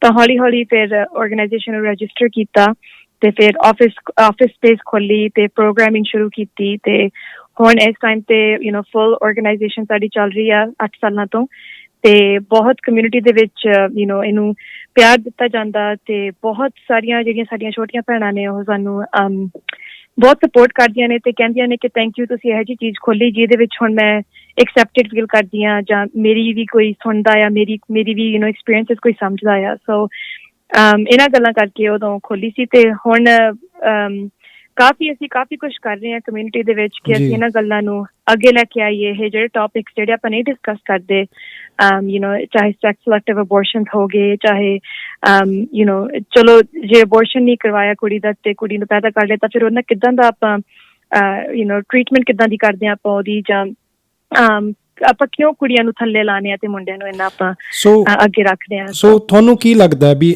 ਅੱਜ ਦੀ ਡੇਟ ਦੇ ਵਿੱਚ ਕੀ ਹੋਣਾ ਚਾਹੀਦਾ? ਕਿਵੇਂ ਇਹੋ ਜਿਹੇ ਪੇਰੈਂਟਸ ਨੂੰ ਅਸੀਂ ਕੀ ਇਹੋ ਜਿਹੀਆਂ ਗਾਈਡਸ ਦਈਏ ਜਾਂ ਗਾਈਡਲਾਈਨਸ ਦਈਏ ਕਿ ਉਹ ਪੋਜ਼ਿਟਿਵ ਡਾਇਲੋਗ ਜਿਹੜੇ ਆਪਦੇ ਫੈਮਿਲੀ ਦੇ ਵਿੱਚ ਦੇਣ ਕੁੜੀਆਂ ਨੂੰ ਲੈ ਕੇ, ਤਾਂ ਕਿ ਕੁੜੀਆਂ ਨੂੰ ਜਿਹੜਾ ਅਸੀਂ ਇੰਪਾਵਰ ਕਰੀਏ ਔਰ ਉਹਨਾਂ ਨੂੰ ਕਦੀ ਇਹ ਨਾ ਫੀਲ ਕਰਨ ਦਈਏ ਕਿ ਉਹ ਕਿਸੇ ਤੋਂ ਵੀ ਘੱਟ ਨੇ, ਮਤਲਬ ਕੁਝ। ਹਾਂਜੀ, ਆਈ ਥਿੰਕ ਆਪਾਂ ਇੱਕ ਤਾਂ ਸ਼ੁਰੂ ਤੋਂ ਹੀ ਆਪਾਂ ਸ਼ੁਰੂ ਕਰ ਸਕਦੇ ਹਾਂ। ਜਿੱਦਾਂ ਇਹ ਕੁੜੀ ਪੈਦਾ ਹੁੰਦੀ ਆ, ਕਿੱਦਾਂ ਦੀਆਂ ਗੱਲਾਂ ਲੋਕੀ ਕਰਦੇ ਨੇ ਤੇ ਮੈਂ ਵੀ ਬਹੁਤ ਦੇਖਿਆ ਆਪਦੀ ਫੈਮਿਲੀ ਦੇ ਵਿੱਚ, ਫਰੈਂਡਸ ਦੇ ਵਿੱਚ ਕਿ ਆਪਾਂ ਚਲੋ ਜੇ ਇੱਕ ਕੁੜੀ ਹੋ ਗਈ ਤਾਂ ਠੀਕ ਆ, ਦੂਜੀ ਵਾਰ ਨਾ ਕੁੜੀ ਹੋਵੇ, ਏਦਾਂ ਦੀਆਂ ਗੱਲਾਂ ਆਪਾਂ ਕਹਿ ਕੇ ਥੋੜਾ ਚਾਹੇ ਉਹ ਨਿੱਕੀ ਸੀ ਗੱਲ ਆ ਪਰ ਉਹ ਐਕਚੁਅਲੀ ਨਿੱਕੀ ਗੱਲ ਨਹੀਂ ਹੈਗੀ। ਸੋ ਆਈ ਥਿੰਕ ਜਿੱਦਾਂ ਇੱਕ ਕੁੜੀ ਪੈਦਾ ਹੁੰਦੀ, ਚਾਹੇ ਇੱਕ ਮੁੰਡਾ ਪੈਦਾ ਹੁੰਦਾ ਚਾਹੇ ਕੁੜੀ, ਤੁਸੀਂ ਉਹਨਾਂ ਨੂੰ ਇਕੁਅਲੀ ਸੈਲੀਬ੍ਰੇਟ ਕਰੋ ਕਿ ਕਿਸੇ ਦੇ ਘਰੇ ਕੋਈ ਬੇਬੀ ਆਇਆ। ਤੇ ਇਹੋ ਜਿਹੀਆਂ ਬਹੁਤ ਫੈਮਲੀਜ਼ ਆ ਜਿਨ੍ਹਾਂ ਦੇ ਬੇਬੀ ਹੁੰਦੇ ਵੀ ਨੀਗੇ। ਸੋ ਇਹ ਆਪਾਂ ਨੂੰ ਇੱਕ ਤਾਂ ਗੱਲ ਸਮਝਣੀ ਚਾਹੀਦੀ ਆ ਕਿ ਇੱਕ ਬੇਬੀ ਹੋਣਾ ਹੀ ਬਹੁਤ ਵੱਡੀ ਗੱਲ ਆ। ਸੋ ਆਪਾਂ ਉਹਨੂੰ ਸੈਲੀਬ੍ਰੇਟ ਕਰੀਏ, ਚਾਹੇ ਲੋਹੜੀ ਆ ਚਾਹੇ ਕੁਛ ਵੀ ਆ। ਮੁੰਡੇ ਵੀ ਜ਼ਰੂਰੀ ਨੇ ਤੇ ਕੁੜੀਆਂ ਵੀ ਜ਼ਰੂਰੀ ਆ। ਤੇ ਆਈ ਥਿੰਕ ਚਲੋ ਪਹਿਲਾਂ ਮੰਨਿਆ ਉਦੋਂ ਜਦੋਂ ਸਾਰੇ ਇੰਡੀਆ ਰਹਿੰਦੇ ਸੀ ਜਾਂ ਬੈਕ ਹੋਮ, ਜੋ ਵੀ ਲੋਕਾਂ ਦੀ ਸੋਚਣੀ ਸੀਗੀ ਉਹ ਉਸ ਟਾਈਮ ਦੇ ਹਿਸਾਬ ਨਾਲ ਸੀਗੀ। ਪਰ ਹੁਣ ਆਪਾਂ ਨੂੰ ਇਹੋ ਜਿਹੀ ਚੀਜ਼ਾਂ ਦਾ ਕੋਈ ਡਰ ਨਹੀਂ ਕਿ ਕੁੜੀ ਕੋਈ ਬੋਝ ਆ ਜਾਂ ਕੁੜੀ ਨੂੰ ਕੁਛ ਹੋ ਜੂ ਜਾਂ ਕੁਛ ਕਰ ਦੂ। ਜੇ ਤੁਸੀਂ ਦੋਨਾਂ ਨੂੰ ਇਕੁਅਲੀ ਐਜੂਕੇਸ਼ਨ ਦੇ ਕੇ ਪਾਲੋਗੇ ਤਾਂ ਦੋਨੇ ਹੀ ਵਧੀਆ ਰਹੋਗੇ, ਦੋਨੇ ਆਪਦਾ ਕਮਾ ਸਕਦੇ ਆ, ਖਾ ਸਕਦੇ ਆ ਤੇ ਆਪ ਦਾ ਤੁਹਾਡਾ ਨਾਮ ਅੱਗੇ ਲੈ ਕੇ ਜਾ ਸਕਦੇ। ਬਿਲਕੁਲ। ਔਰ ਲੋਹੜੀ ਦੇ ਨਾਲ ਖਾਸ ਤੌਰ ਤੇ ਅਸੀਂ ਕੁੜੀਆਂ ਦੀ ਲੋਹੜੀ ਇਸ ਕਰਕੇ ਕੀਤੀ ਕਿਉਂਕਿ ਅਸੀਂ ਪੰਜਾਬ 'ਚ ਵੀ ਦੇਖਿਆ ਔਰ ਕਈ ਆਪਣੀ ਨੇੜਲੀਆਂ ਫੈਮਲੀਆਂ 'ਚ ਵੀ ਦੇਖਿਆ ਕਿ ਮੁੰਡੇ ਦੀ ਲੋਹੜੀ ਕਰਨੀ ਆ ਪਰ ਕੁੜੀ ਦੀ ਲੋਹੜੀ ਨਹੀਂ ਕਰਨੀ। ਹਾਂਜੀ, ਲੱਡੂ ਵੰਡੇ ਜਾਂਦੇ ਨੇ ਪਰ ਕੁੜੀ ਵਾਸਤੇ ਖੁਸ਼ੀ ਨਹੀਂ ਮਨਾਈ ਜਾਂਦੀ। ਸੋ ਜੇ ਅਸੀਂ ਇਤਿਹਾਸ 'ਚ ਜਾਂ ਮਿਥਸ 'ਚ ਜਾਈਏ ਜਿਹੜੀਆਂ ਪੁਰਾਣੇ ਟਾਈਮ ਤੋਂ ਚੱਲਦੀਆਂ ਆ ਰਹੀਆਂ, ਸੋ ਹੁਣ ਜਿਵੇਂ ਅਸੀਂ ਦੁੱਲਾ ਭੱਟੀ ਵਾਲੀ ਦੀ ਗੱਲਬਾਤ ਸੁਣਾਈ ਹੁਣੇ ਵੀ ਉਹ ਕੌਣ ਸੀ, ਉਹਦੀ ਹਿਸਟਰੀ ਕੀ ਆ, ਉਹਦਾ ਲੋਕ ਗੀਤ ਕਿਉਂ ਬਣਿਆ, ਸੁੰਦਰ ਮੁੰਦਰੀਏ ਕੌਣ, ਉਹ ਕੁੜੀਆਂ ਕੌਣ ਸੀਗੀਆਂ। ਸੋ ਖੁਸ਼ੀ ਤਾਂ ਹਰ ਉਸ ਚੀਜ਼ ਦੇ ਵਿੱਚ ਹੁੰਦੀ ਹੈ। ਇਸ ਤਿਉਹਾਰ ਦੇ ਵਿੱਚ ਮੈਨੂੰ ਨਹੀਂ ਲੱਗਦਾ ਵੀ ਇਹ ਤਿਉਹਾਰ ਇੱਕ ਤਰ੍ਹਾਂ ਨਾਲ ਇੱਕ ਹੋਰ ਤਰ੍ਹਾਂ ਦਾ ਤਿਉਹਾਰ ਸੀ ਕਿਉਂਕਿ ਸਿੱਖਾਂ ਦੇ ਵਿੱਚ, ਪੰਜਾਬੀਆਂ ਦੇ ਵਿੱਚ ਸਿਰਫ ਇੱਕ ਕਿਸਾਨੀ ਪੱਧਰ ਦੇ ਉੱਤੇ ਜੋੜਨ ਦੇ ਨਾਲ ਇਹਨੂੰ ਅਸੀਂ ਸਾਰਾ ਪੰਜਾਬ ਇਹਨੂੰ ਸੈਲੀਬ੍ਰੇਟ ਕਰਦੇ ਹਾਂ। ਪਰ ਅਸੀਂ ਇਹਨੂੰ ਜਿਵੇਂ ਮੁੰਡਿਆਂ ਦੀ ਲੋਹੜੀ ਬਣਾ ਲਈ ਜਾਂ ਜਿਵੇਂ ਕੋਈ ਨਵੀਂ ਵਿਆਹੀ ਕੁੜੀ ਆਈ ਉਹਦੇ ਵਾਸਤੇ ਇੱਕ ਲੋਹੜੀ ਬਣਾ ਲਈ, ਇਹਨੂੰ ਅਸੀਂ ਆਪਣੇ ਪਰਸਨਲ ਉਹ ਜਿਹੇ ਕਲਚਰਸ ਦੇ ਨਾਲ ਇਹਨੂੰ ਜੋੜ ਲਿਆ, ਜੋ ਕਿ ਠੀਕ ਹੈ ਕਿਸੇ ਹੱਦ ਤੱਕ, ਪਰ ਫਿਰ ਵੀ ਜੋ ਤੁਹਾਡਾ ਉਪਰਾਲਾ ਜੋ ਤੁਸੀਂ ਆਪਦੀ ਆਰਗੇਨਾਈਜੇਸ਼ਨ ਦੇ ਵਿੱਚ ਕਰਦੇ ਹੋ ਉਹ ਵੀ ਇੱਕ ਬਹੁਤ ਵੱਡੀ ਗੱਲ ਹੈ। ਸੋ ਆਪਣਾ ਤੁਸੀਂ ਥੋੜ੍ਹਾ ਜਿਹਾ ਇਹ ਦੱਸੋ ਵੀ personally if you can share something growing up as a child as a girl child, ਤੁਸੀਂ ਕੋਈ ਇਹੋ ਜਿਹੀ ਡਿਸਕ੍ਰਿਮੀਨੇਸ਼ਨ ਜਾਂ ਕੁਛ ਇਹੋ ਜਿਹਾ ਕੁਛ ਫੇਸ ਕੀਤਾ ਹੋਏ ਜਿਹਦੇ ਕਰਕੇ ਤੁਹਾਡਾ ਇਹ ਖਿਆਲ ਬਣਿਆ ਹੋਏ ਕਿ ਮੈਨੂੰ ਇਹੋ ਜਿਹੀ ਆਰਗੇਨਾਈਜੇਸ਼ਨ ਜਿਹੜੀ ਇੱਕ ਰਨ ਕਰਨੀ ਚਾਹੀਦੀ ਹੈ? ਹਾਂਜੀ, ਇਹ ਮੈਂ ਇਹੀ ਕਹੂੰਗੀ ਕਿ ਜਦੋਂ ਮੈਂ ਜਿੱਦਾਂ ਜਿਹੜੀ ਫੈਮਿਲੀ ਚੋਂ ਮੈਂ ਆਈ ਹਾਂ, ਸੋ ਮੇਰਾ ਇੱਕ ਵੱਡਾ ਭਰਾ ਤੇ ਛੋਟੀ ਭੈਣ, ਤੇ ਮੈਨੂੰ ਆਪਦੀ ਫੈਮਿਲੀ ਦੇ ਵਿੱਚ ਆਪਦੇ ਪੇਰੈਂਟਸ ਨਾਲ ਕਦੀ ਨਹੀਂ ਇੰਨਾ ਲੱਗਾ ਕਿ ਉਹਨਾਂ ਨੇ ਸਾਡੇ 'ਚ ਫਰਕ ਕੀਤਾ ਜਾਂ ਹਜੇ ਵੀ ਉਹ ਕਰਦੇ ਨੇ, ਕਦੀ ਵੀ ਏਦਾਂ ਨਹੀਂ ਲੱਗਾ। ਪਰ ਬਾਹਰਲੇ ਲੋਕੀ ਹਮੇਸ਼ਾ ਕੁਛ ਨਾ ਕੁਛ ਜ਼ਰੂਰ ਕਹਿੰਦੇ ਕਿ ਜਿਵੇਂ ਸਾਡੀਆਂ ਫੈਮਿਲੀ ਦੇ ਵਿੱਚ ਹੈਗੇ ਨੇ ਕਈ ਜਿਹੜੇ ਸਾਨੂੰ ਕਦੀ ਵੀ ਮੇਰੀ ਤੇ ਮੇਰੀ ਸਿਸਟਰਸ ਨੂੰ ਆਪਦੀਆਂ ਨੀਸਸ ਨਹੀਂ ਕਹਿੰਦੇ। ਉਹਨਾਂ ਨੇ ਕਹਿਣਾ ਕਿ ਉਹ ਤਾਂ ਉਹਦੀਆਂ ਕੁੜੀਆਂ ਨੇ, ਜਦੋਂ ਕਿ ਜੇ ਮੇਰਾ ਬ੍ਰਦਰ ਆ ਉਹਨੂੰ ਪੂਰਾ ਇਹ ਤਾਂ ਸਾਡਾ ਭਾਂਜਾ ਸਾਡਾ ਭਤੀਜਾ ਲੱਗਦਾ, ਤੇ ਉਹਨੂੰ ਬੜੇ ਚਾਅ ਨਾਲ ਏਦਾਂ ਰੱਖਿਆ। ਤੇ ਛੋਟੇ ਹੁੰਦੇ ਜਿੱਦਾਂ ਉਹਦੀਆਂ ਲੋੜੀਆਂ ਪਾਈਆਂ ਜਾਂ ਜੋ ਵੀ ਕੀਤਾ ਦੂਜਿਆਂ ਨੇ, ਮੇਰੇ ਮਾਂ ਬਾਪ ਨੇ ਨਹੀਂ ਪਰ ਦੂਜਿਆਂ ਨੇ ਬਾਹਰੋਂ। ਸੋ ਇਹ ਗੱਲਾਂ ਓਬਵੀਅਸਲੀ ਕਿਤੇ ਨਾ ਕਿਤੇ ਮੈਨੂੰ ਰੜਕੀਆਂ ਤੇ ਮੈਨੂੰ ਲੱਗਿਆ ਕਿ ਇਹ ਠੀਕ ਨੀ ਗਾ। ਤੇ ਆਈ ਥਿੰਕ ਆਪਾਂ ਫਰੈਂਡਸ ਹੋ ਗਏ, ਕਜ਼ਨਸ ਹੋ ਗਏ ਜਾਂ ਐਕਸਟੈਂਡਡ ਫੈਮਿਲੀ ਹੋ ਗਈ, ਆਪਾਂ ਸੁਣਦੇ ਹਾਂ ਕਮੈਂਟਸ ਜਿਹੜੇ ਲੋਕੀ ਬਣਾਉਂਦੇ ਨੇ। ਤੇ ਮੈਂ ਬਹੁਤ ਹੱਦ ਤੱਕ ਰਿਸਰਚ ਵੀ ਕੀਤੀ ਹੈ ਇਸ ਚੀਜ਼ ਤੇ ਕਿ ਜਦੋਂ ਇੱਕ ਕੁੜੀ ਪੈਦਾ ਹੁੰਦੀ ਆ ਤਾਂ ਇਹਦੇ ਵਿੱਚ ਦਾਦੀਆਂ ਨਾਨੀਆਂ ਦਾ ਕੀ ਖਿਆਲ ਆ, ਮਾਂ ਬਾਪ ਦਾ ਕੀ ਖਿਆਲ ਆ। ਤੇ ਆਈ ਥਿੰਕ ਉਹ ਮੋਸਟਲੀ ਇਹ ਬਹੁਤ ਸੈਡ ਗੱਲ ਆ, ਪਰ ਮੋਸਟਲੀ ਜਿਹੜੀ ਆਪਣੇ ਇਹ ਜਿਹੜਾ ਡਿਫਰੈਂਸ ਕੀਤਾ ਜਾਂਦਾ, ਫਰਕ ਕੀਤਾ ਜਾਂਦਾ, ਇਹ ਲੇਡੀਜ਼ ਤੋਂ ਹੀ ਆ। ਇਹ ਲੇਡੀਜ਼ ਹੀ ਕਰਦੀਆਂ ਨੇ, ਦਾਦੀਆਂ ਨਾਨੀਆਂ ਫਰਕ ਕਰਦੀਆਂ ਨੇ, ਨੌਹਾਂ ਨੂੰ ਪ੍ਰੈਸ਼ਰ ਕਰਦੀਆਂ ਨੇ ਕਿ ਪੋਤਾ ਹੀ ਹੋਣਾ ਚਾਹੀਦਾ, ਦੋਤਾ ਹੀ ਹੋਣਾ ਚਾਹੀਦਾ। ਸੋ ਇਹ ਏਦਾਂ ਦੀਆਂ ਗੱਲਾਂ ਆਪਣੀ ਕਾਫੀ ਨੇ, ਤੇ ਮੈਂ ਸ਼ੁਰੂ ਤੋਂ ਬਹੁਤ ਦੇਖਿਆ ਨੇ। ਪਰ ਮੈਂ ਬਹੁਤ ਲੱਕੀ ਹਾਂ ਕਿ ਮੈਂ ਆਪਦੇ ਮਾਂ ਬਾਪ ਨਾਲ ਮੇਰੇ ਨਾਲ ਕਦੀ ਏਦਾਂ ਨਹੀਂ ਹੋਇਆ, ਤਾਂ ਹੀ ਮੈਂ ਇਹ ਆਰਗੇਨਾਈਜੇਸ਼ਨ ਸ਼ੁਰੂ ਕਰ ਸਕੀ। ਤੇ ਉਹਨਾਂ ਦੀ ਮੇਰੀ ਬਹੁਤ ਸਪੋਰਟ ਰਹੀ ਆ, ਕਿਉਂਕਿ ਇਹ ਮੈਂ ਪੂਰੀ ਵੋਲੰਟੀਅਰ ਕਰਦੀ ਹਾਂ। ਆਪਦਾ ਟਾਈਮ ਮੇਰਾ ਫੁੱਲ ਟਾਈਮ ਜੌਬ ਨੀਗਾ, ਪਰ ਇਹ ਜਿੰਨੇ 8 ਸਾਲਾਂ ਤੋਂ ਜਿੰਨੇ ਵੀ ਕੰਮ ਕੀਤਾ ਮੈਂ ਸਾਰਾ ਵੋਲੰਟੀਅਰ ਆਪਦਾ ਤੁਸੀਂ ਡਬਲ ਸ਼ਿਫਟ ਕਹਿ ਦਿਓ ਇੱਕ ਤਰ੍ਹਾਂ ਦੀ। ਪਰ ਕਿਉਂਕਿ ਵੋਲੰਟੀਅਰ ਜਦੋਂ ਤੁਸੀਂ ਕਿਸੇ ਆਪਣੀ ਕਮਿਊਨਿਟੀ ਦੀ ਸੇਵਾ ਕਰਨੀ ਹੋਏ ਔਰ ਇਹੋ ਜਿਹੀਆਂ ਗੱਲਾਂ ਅੱਗੇ ਲੈ ਕੇ ਆਉਣੀਆਂ ਹੋਣ, ਉਦੋਂ ਤੁਹਾਨੂੰ ਡਬਲ ਜੌਬ ਕਰਨੀ ਹੋਈ ਪੈਂਦੀ ਹੈ, ਕੰਮ ਕਰਨਾ ਹੀ ਪੈਂਦਾ। ਤਾਂ ਹੀ ਜਿਹੜੀ ਇੱਕ ਜਾਗਰੂਕਤਾ ਜਾਂ ਇੱਕ ਇਨਫੋਰਮੇਸ਼ਨ ਜਾਂ ਜਿਹੜੀ ਤੁਸੀਂ ਅਵੇਅਰਨੈਸ ਦੇਣ ਦੀ ਕੋਸ਼ਿਸ਼ ਕਰਦੇ ਹੋ ਤਾਂ ਹੀ ਹੁੰਦੀ ਹੈ ਜਦੋਂ ਤੁਸੀਂ ਉਹਦੇ ਵਿੱਚ ਮਿਹਨਤ ਪੂਰੀ ਆਪਦੀ ਦੇ ਦਿਓ। ਸੋ ਮੈਂ ਤੁਸੀਂ ਕਾਫੀ ਮੇਰੇ ਆਨਸਰਸ ਦੇਤੇ ਕੁਐਸਚਨਸ ਦੇ, ਪਰ ਮੈਂ ਤੁਹਾਨੂੰ ਇਹ ਵੀ ਪੁੱਛਣਾ ਸੀਗਾ ਕਿ ਤੁਸੀਂ ਕਾਫੀ ਆਪਣੇ ਪ੍ਰੋਗਰਾਮ ਜਿਹੜੇ ਤੁਸੀਂ ਕੀਤੇ ਹੋਏ ਔਰ ਤੁਹਾਡਾ ਖਾਸ ਤੌਰ ਤੇ BG&Me ਪ੍ਰੋਗਰਾਮ ਜਿਹੜਾ ਇੱਕ ਦੀ ਸਟਾਰ ਨਿਊਜ਼ਪੇਪਰ ਦੇ ਵਿੱਚ ਵੀ ਤੁਹਾਡਾ ਹਾਈਲਾਈਟ ਹੋਇਆ ਸੀਗਾ, ਉਹਦਾ ਐਕਸਪੀਰੀਅੰਸ ਕੁਝ ਸ਼ੇਅਰ ਕਰੋ, ਉਹਦਾ ਕੁਝ ਦੱਸੋ, ਸਾਨੂੰ ਡੀਟੇਲਸ ਦੱਸੋ। ਜੀ ਜ਼ਰੂਰ।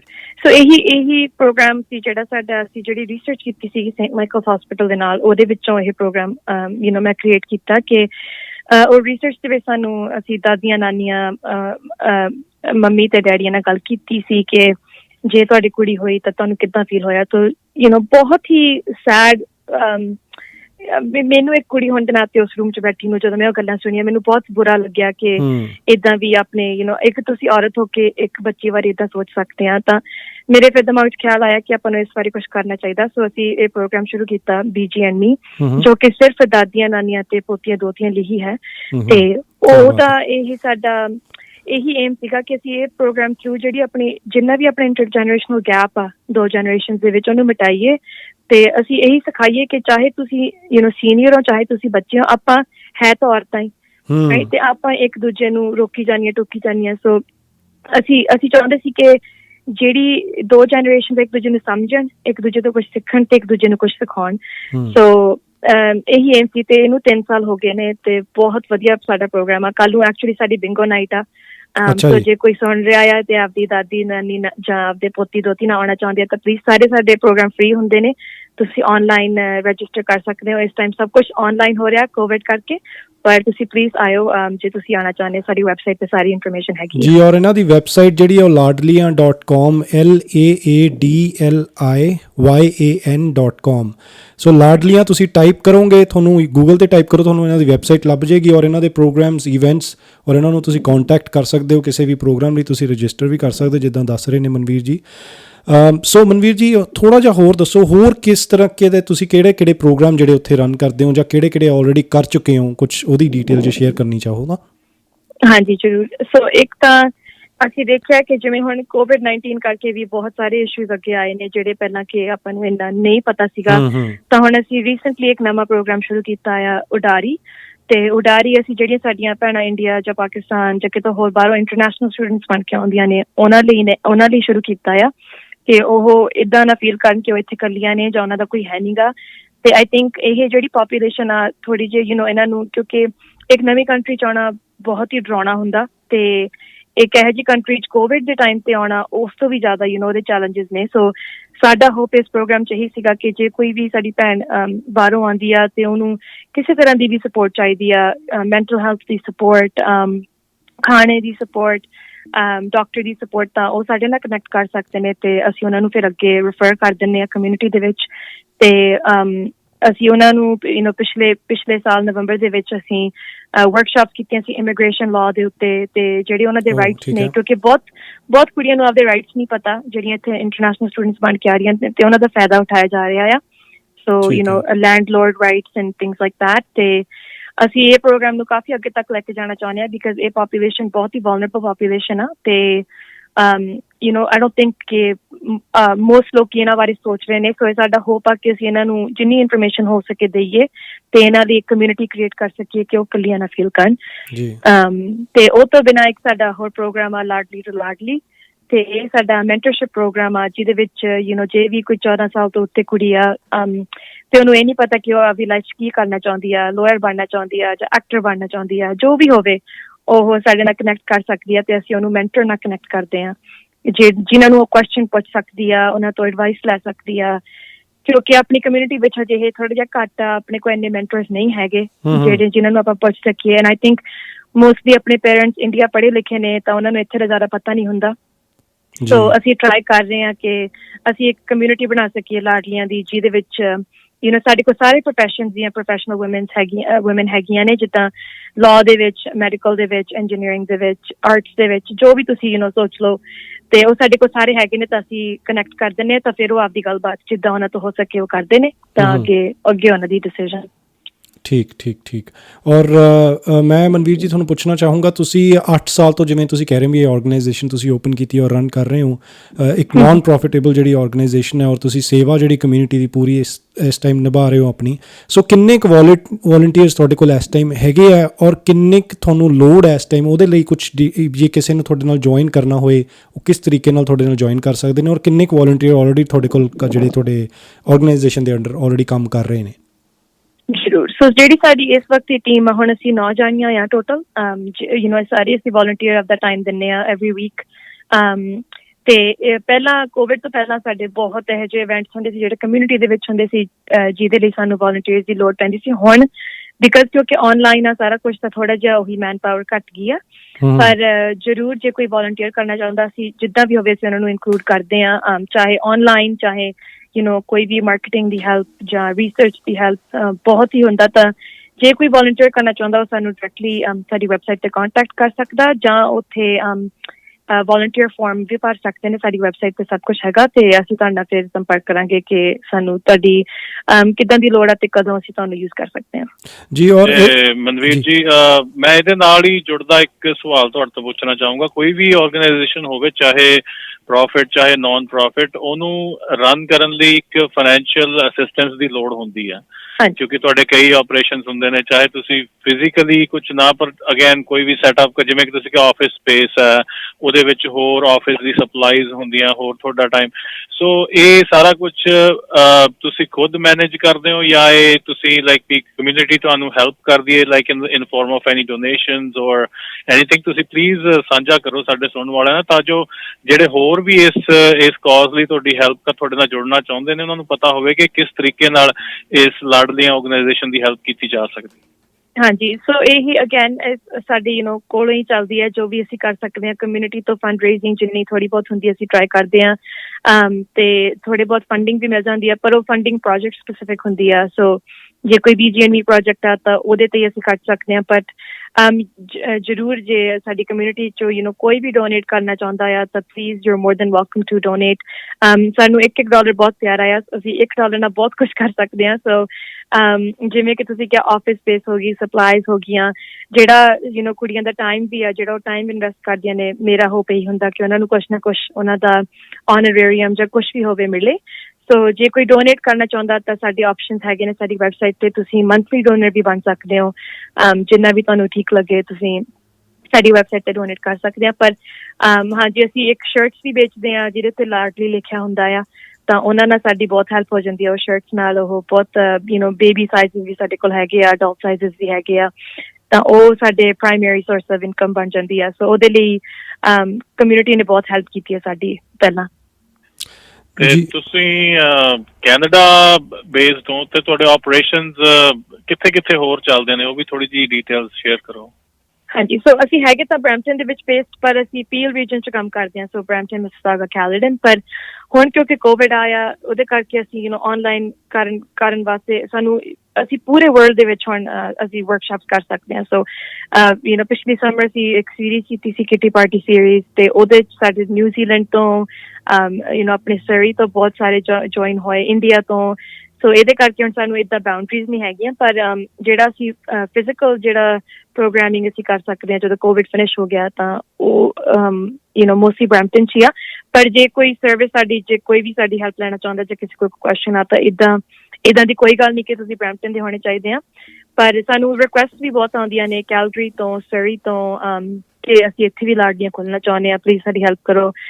ਸੋ ਮੈਨੂੰ ਇੰਨਾ ਜ਼ਰੂਰ ਪਤਾ ਕਿ ਇਹਦੀ ਲੋੜ ਬਹੁਤ ਆ, ਤੇ ਅਸੀਂ ਹੌਲੀ ਹੌਲੀ ਕਰਕੇ ਹੋਪਫੁਲੀ ਸਾਰੇ ਕੈਨੇਡਾ ਦੇ ਵਿੱਚ ਸ਼ਾਮਿਲ ਹੋਵਾਂਗੇ।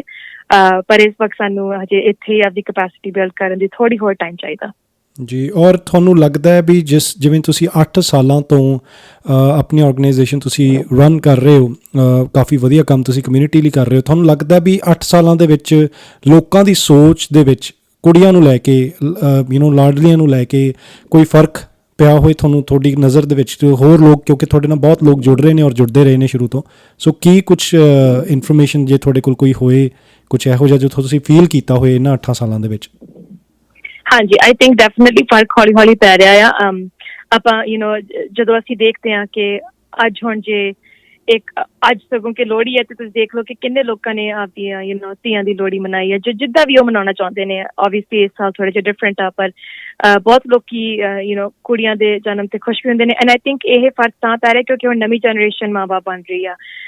ਜਿਹੜੇ ਸਾਡੀ ਏਜ ਦੇ ਬੱਚੇ ਨੇ, ਹੁਣ ਉਹਨਾਂ ਦੇ ਬੱਚੇ ਹੋ ਰਹੇ ਨੇ, ਤੇ ਉਹ ਇਹ ਚੀਜ਼ਾਂ ਨੂੰ ਚੈਲੰਜ ਕਰ ਸਕਦੇ ਨੇ, ਤੇ ਉਹਨਾਂ ਕੋਲ ਟੂਲਸ ਹੈਗੇ, ਉਹਨਾਂ ਕੋਲ ਕਮਿਊਨੀਕੇਸ਼ਨ ਹੈਗੀ ਹੈ ਜਿਹੜੀ ਉਹ ਯੂਜ਼ ਕਰ ਸਕਦੇ ਨੇ ਇਹਨਾਂ ਚੀਜ਼ਾਂ ਨੂੰ ਚੈਲੰਜ ਕਰਨ ਲਈ। ਤੇ ਬਹੁਤ ਵਧੀਆ ਲੱਗਦਾ ਆਈ ਥਿੰਕ। ਨਾਲੇ ਪਤਾ ਨਹੀਂ, ਮੈਨੂੰ ਹੀ ਲੱਗਦਾ, ਪਰ ਇਸ ਸਾਲ ਕੁੜੀਆਂ ਬਹੁਤ ਹੋਈਆਂ ਲੋਕਾਂ ਦੇ, ਸੋ ਮੈਂ ਬਹੁਤ ਖੁਸ਼ ਹਾਂ। ਤੁਸੀਂ ਇਸ ਚੀਜ਼ ਦੇ ਵਿੱਚ ਇਸ ਚੀਜ਼ ਨੂੰ ਵੀ ਇੱਕ ਫੈਕਟਰ ਸਮਝੋਗੇ ਕਿ ਕੁੜੀਆਂ ਨੇ ਵੀ ਇਹਨਾਂ ਪਿਛਲੇ 8-10 ਸਾਲਾਂ, ਜੇ ਆਪਾਂ ਪ੍ਰਾਇਮਰਲੀ ਤੁਹਾਡੇ ਟੈਨਿਓਰ ਦੇ ਵਿੱਚ ਹੀ ਗੱਲ ਕਰ ਲਈ, ਕੁੜੀਆਂ ਨੇ ਵੀ ਆਪਣੇ ਆਪ ਨੂੰ ਬਹੁਤ ਪ੍ਰੂਵ ਕੀਤਾ, ਚਾਹੇ ਉਹ ਕੋਈ ਵੀ ਫੀਲਡ ਹੋਵੇ। ਇਹ ਵੀ ਇੱਕ ਬਹੁਤ ਵੱਡਾ ਫੈਕਟਰ ਮੈਂ ਤੁਹਾਡੇ ਵਿਚਾਰ ਜਾਣਨੇ ਚਾਹੂੰਗਾ। ਤੁਸੀਂ ਸਮਝਦੇ ਹੋ ਕਿ ਹੈ ਕਿ ਉਹਨਾਂ ਨੇ ਆਪਣੇ ਆਪ ਨੂੰ, ਚਾਹੇ ਉਹ ਐਜੂਕੇਸ਼ਨ ਦਾ ਫੀਲਡ ਹੋਵੇ, ਸਪੋਰਟਸ ਹੋਵੇ, ਪੋਲੀਟਿਕਸ ਹੋਵੇ, ਕੋਈ ਵੀ ਹੋਵੇ, ਕੁੜੀਆਂ ਨੇ ਆਪਣੇ ਆਪ ਨੂੰ ਪ੍ਰੂਵ ਕੀਤਾ ਹੈ ਕਿ ਸਾਨੂੰ ਕਿਸੇ ਤੋਂ ਨੀਵਾਂ ਜਾਂ ਕਿਸੇ ਤੋਂ ਘੱਟ ਸਮਝਣ ਦੀ ਬਿਲਕੁਲ ਲੋੜ ਨਹੀਂ। ਔਰ ਇਹ ਵੀ ਮੈਂ ਸਮਝਦਾ ਕਿ ਬਹੁਤ ਵੱਡਾ ਫੈਕਟਰ ਹੈ ਕਿ ਜੋ ਲੋਕਾਂ ਦੀ ਸੋਚ ਤਬਦੀਲ ਹੋ ਰਹੀ ਹੈ, ਕਿਉਂਕਿ ਕੁੜੀਆਂ, ਮੈਂ ਤਾਂ ਸਮਝਦਾ ਕਿ ਮੁੰਡਿਆਂ ਤੋਂ ਬਿਹਤਰ ਹੀ ਰਿਜ਼ਲਟ ਦੇ ਰਹੀਆਂ ਹਰ ਫੀਲਡ ਦੇ ਵਿੱਚ। 100% ਮੈਂ ਤੁਹਾਡੇ ਨਾਲ ਬਿਲਕੁਲ ਅਗਰੀ ਕਰਦੀ ਹਾਂ। ਆਈ ਥਿੰਕ ਸਾਨੂੰ ਇਹ ਆਪਾਂ ਤਾਂ ਦੇਖ ਰਹੇ ਹਾਂ ਕਿਉਂਕਿ ਇਹ ਸਾਨੂੰ ਕਰਨਾ ਪਿਆ।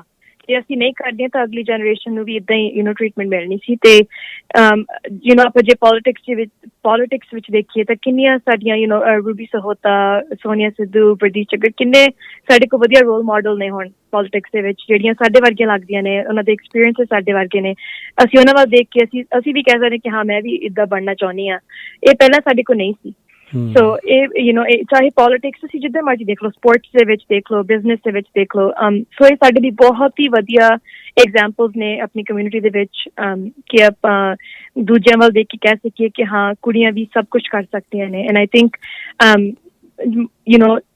ਸਾਨੂੰ ਅਗੇਨ ਅਸੀਂ ਸਾਡੀ ਇਹੀ ਕੋਸ਼ਿਸ਼ ਰਹੂਗੀ ਕਿ ਅਸੀਂ ਹੋਰ ਇਹੋ ਜਿਹੀ ਸਟੋਰੀ ਸ਼ੇਅਰ ਕਰ ਸਕੀਏ ਜਾਂ ਐਗਜ਼ਾਮਪਲਸ ਸ਼ੇਅਰ ਕਰ ਸਕੀਏ ਕਿ ਮਾਂ-ਬਾਪ ਨੂੰ ਵੀ ਪਤਾ ਲੱਗ ਜਾਵੇ ਕਿ ਹਾਂ ਬਸ ਇਹਦਾ ਇੱਕ ਕੁੜੀ ਆ, ਇਹਦੇ 'ਚ ਹੋਰ ਕੋਈ ਫਰਕ ਨਹੀਂ ਮੇਰੇ ਮੁੰਡੇ ਤੋਂ, ਸੇਮ ਹੀ ਆ। ਬਿਲਕੁਲ ਸਪੋਰਟਸ ਦੀ ਤੁਸੀਂ ਗੱਲ ਕੀਤੀ ਆ, ਮੈਂ ਛੋਟੀ ਜਿਹੀ ਐਗਜ਼ਾਮਪਲ ਦਊਂਗਾ ਕਿ ਇੰਡੀਆ ਦੀ ਵੂਮਨ ਕ੍ਰਿਕਟ ਟੀਮ ਨੂੰ ਅੱਜ ਤੋਂ 2-4 ਸਾਲ ਪਹਿਲਾਂ ਕੋਈ ਨਹੀਂ ਜਾਣਦਾ ਸੀ, ਕੋਈ ਇੰਟਰਸਟ ਨਹੀਂ ਲੈਂਦੇ ਸੀ ਉਹਨਾਂ ਦੇ ਵਿੱਚ, ਪਰ ਜਿਸ ਤਰੀਕੇ ਉਹਨਾਂ ਨੇ ਪਰਫਾਰਮੈਂਸ ਦਿੱਤੀਆਂ, ਚੈਂਪੀਅਨਸ਼ਿਪਸ ਜਿੱਤੀਆਂ, ਅੱਜ ਉਹਨਾਂ ਦਾ ਵੀ ਉਹਨਾਂ ਦੇ ਮੈਚਸ ਵਿੱਚ ਵੀ ਉਨਾ ਹੀ ਇੰਟਰਸਟ ਲਿਆ ਜਾਂਦਾ, ਉਨੀ ਉਹਨਾਂ ਦੀ ਸਪਾਂਸਰਸ਼ਿਪ, ਉਹਨਾਂ ਨੂੰ ਵੱਡੇ ਵੱਡੇ ਸਪਾਂਸਰ ਮਿਲੇ ਨੇ। ਅਗੇਨ ਉਹੀ ਗੱਲ, ਉਹਨਾਂ ਨੂੰ ਪ੍ਰੂਵ ਕਰਕੇ ਦਿਖਾਉਣਾ ਪਿਆ ਕਿ ਹਾਂ, ਕਿਉਂਕਿ ਕਹਿੰਦੇ ਹੁੰਦੇ ਨਾ ਕਿ ਹੱਕ ਕਈ ਵਾਰੀ ਲੈਣਾ ਪੈਂਦਾ, ਖੋਣਾ ਪੈਂਦਾ, ਮਿਲਦਾ ਨਹੀਂ ਇੰਨੀ ਈਜ਼ੀਲੀ। ਸੋ ਮੈਂ ਸਮਝਦਾ ਕੁੜੀਆਂ ਹੀ ਕਰ ਸਕਦੀਆਂ ਸੀ ਕਿ ਇੰਨਾ ਆਪਣੇ ਆਪ ਨੂੰ ਪ੍ਰੂਵ ਕਰਨਾ ਕਿ ਤੁਸੀਂ ਸਾਨੂੰ ਜਿੰਨਾ ਵੀ ਤੁਸੀਂ ਦਬਾਓਗੇ ਜਾਂ ਕਹੋਗੇ ਅਸੀਂ ਓਨਾ ਹੀ ਉੱਤੇ ਨੂੰ ਉੱਠ ਕੇ ਆਵਾਂਗੇ। ਔਰ ਇਹ ਬਿਲਕੁਲ ਵਧਾਈ ਦੀਆਂ ਪਾਤਰ ਨੇ ਇਸ ਲੋਹੜੀ ਦੇ ਮੌਕੇ ਤੇ। ਸਾਰੇ ਆਪਾਂ ਕਹਿ ਸਕਦੇ ਸੰਸਾਰ ਦੀਆਂ ਕੁੜੀਆਂ, ਮਾਤਾਵਾਂ, ਭੈਣਾਂ ਬਹੁਤ ਵਧਾਈ ਦੀਆਂ ਪਾਤਰ ਨੇ ਜੀ। ਔਰ ਮਨਵੀਰ ਜੀ, ਹਾਂਜੀ ਪਲੀਜ਼ ਗੋ ਔਨ। ਨਹੀਂ, ਮੈਂ ਤਾਂ ਇਹੀ ਕਹਿਣਾ ਸੀ, ਮੈਂ ਕਿ ਜੇ ਤੁਸੀਂ ਹੁਣ ਜਿਹੜੇ ਇੰਡੀਆ ਪ੍ਰੋਟੈਸਟ ਵੀ ਹੋ ਰਹੇ ਨੇ, ਜੇ ਤੁਸੀਂ ਉਹਨਾਂ 'ਚ ਵੀ ਦੇਖੋ ਕਿੱਦਾਂ ਆਪਣੀਆਂ ਬੀਬੀਆਂ ਉੱਥੇ ਬੈਠੀਆਂ ਨੇ, ਕਿੱਦਾਂ ਛੋਟੀਆਂ ਕੁੜੀਆਂ ਉੱਥੇ ਬੈਠੀਆਂ ਨੇ। ਸੋ ਇਹ ਬਹੁਤ ਵਧੀਆ ਲੱਗਦਾ ਹੈ ਸਾਨੂੰ ਕਿ ਇਹ ਸਾਡਾ ਵਿਰਸਾ ਆ, ਸਾਡਾ ਕਲਚਰ ਆ, ਸਾਡੀ ਹਿਸਟਰੀ ਆ ਜੀ। ਸੋ ਮਨਵੀਰ ਜੀ, ਮੈਨੂੰ ਪਤਾ ਤੁਸੀਂ ਦੱਸਿਆ ਸੀਗਾ ਪਹਿਲਾਂ ਕਿ ਤੁਹਾਡੀ ਅੱਜ ਇੱਕ ਹੋਰ ਮੀਟਿੰਗ ਹੈ 4 ਵਜੇ, ਸੋ ਅਸੀਂ ਤੁਹਾਨੂੰ ਨਹੀਂ ਰੋਕਾਂਗੇ ਅੱਜ, ਔਰ ਕੋਸ਼ਿਸ਼ ਕਰਾਂਗੇ ਕਿ ਤੁਹਾਡੇ ਨਾਲ ਇੱਕ ਹੋਰ ਪ੍ਰੋਗਰਾਮ ਜਿਹੜਾ ਆਉਣ ਵਾਲੇ ਦਿਨਾਂ ਦੇ ਵਿੱਚ ਲੈ ਕੇ ਆਈਏ, ਜਿਹਦੇ ਵਿੱਚ ਅਸੀਂ ਤੁਹਾਡੀਆਂ ਪ੍ਰਾਪਤੀਆਂ ਔਰ ਇੰਨੇ ਸਾਲਾਂ ਤੋਂ ਜਿਹੜਾ ਤੁਸੀਂ ਕੰਮ ਕਮਿਊਨਿਟੀ ਦੀ ਸਰਵਿਸ ਕਰ ਰਹੇ ਹੋ, ਉਹਦੇ ਬਾਰੇ ਹੋਰ ਜਿਹੜੀ ਗੱਲਬਾਤ ਅਸੀਂ ਕਰੀਏ, ਇਹਦੀ ਹੋਰ ਡਿਟੇਲ 'ਚ ਵਿੱਚ ਜਾਈਏ। ਸੋ ਅੱਜ ਜੁੜਨ ਲਈ, ਅੱਜ ਤੁਸੀਂ ਆਪਣੇ ਲੋਹੜੀ ਦੇ ਇੱਕ ਪਾਵਨ ਤਿਉਹਾਰ ਦੇ ਉੱਤੇ ਜੁੜਨ ਲਈ ਆਪਣਾ ਜਿਹੜਾ ਤੁਸੀਂ ਆਰਗੇਨਾਈਜੇਸ਼ਨ ਦੀ ਸਾਰੀ ਡਿਟੇਲ ਸਾਡੇ ਲਿਸਨਰਸ ਨਾਲ ਸਾਂਝੀ ਕੀਤੀ, ਉਹਦੇ ਲਈ ਬਹੁਤ ਬਹੁਤ ਥੈਂਕ ਯੂ ਮਨਵੀਰ ਜੀ। Thank you so much. ਤੇ ਮੈਂ ਹਾਂਜੀ, ਮੈਂ ਇੱਕੋ ਗੱਲ ਕਹਿਣੀ ਸੀ, ਜੇ ਕੋਈ ਜੁਆਇਨ ਕਰਨਾ ਚਾਹੁੰਦਾ ਆ, ਅਸੀਂ ਸੰਡੇ ਨੂੰ ਇੱਕ ਵਰਚੁਅਲ ਇਵੈਂਟ ਰੱਖਿਆ ਜ਼ੂਮ ਦੇ ਰਾਹੀਂ, ਲਾਡਲੀਆਂ ਦੀ ਲੋਹੜੀ।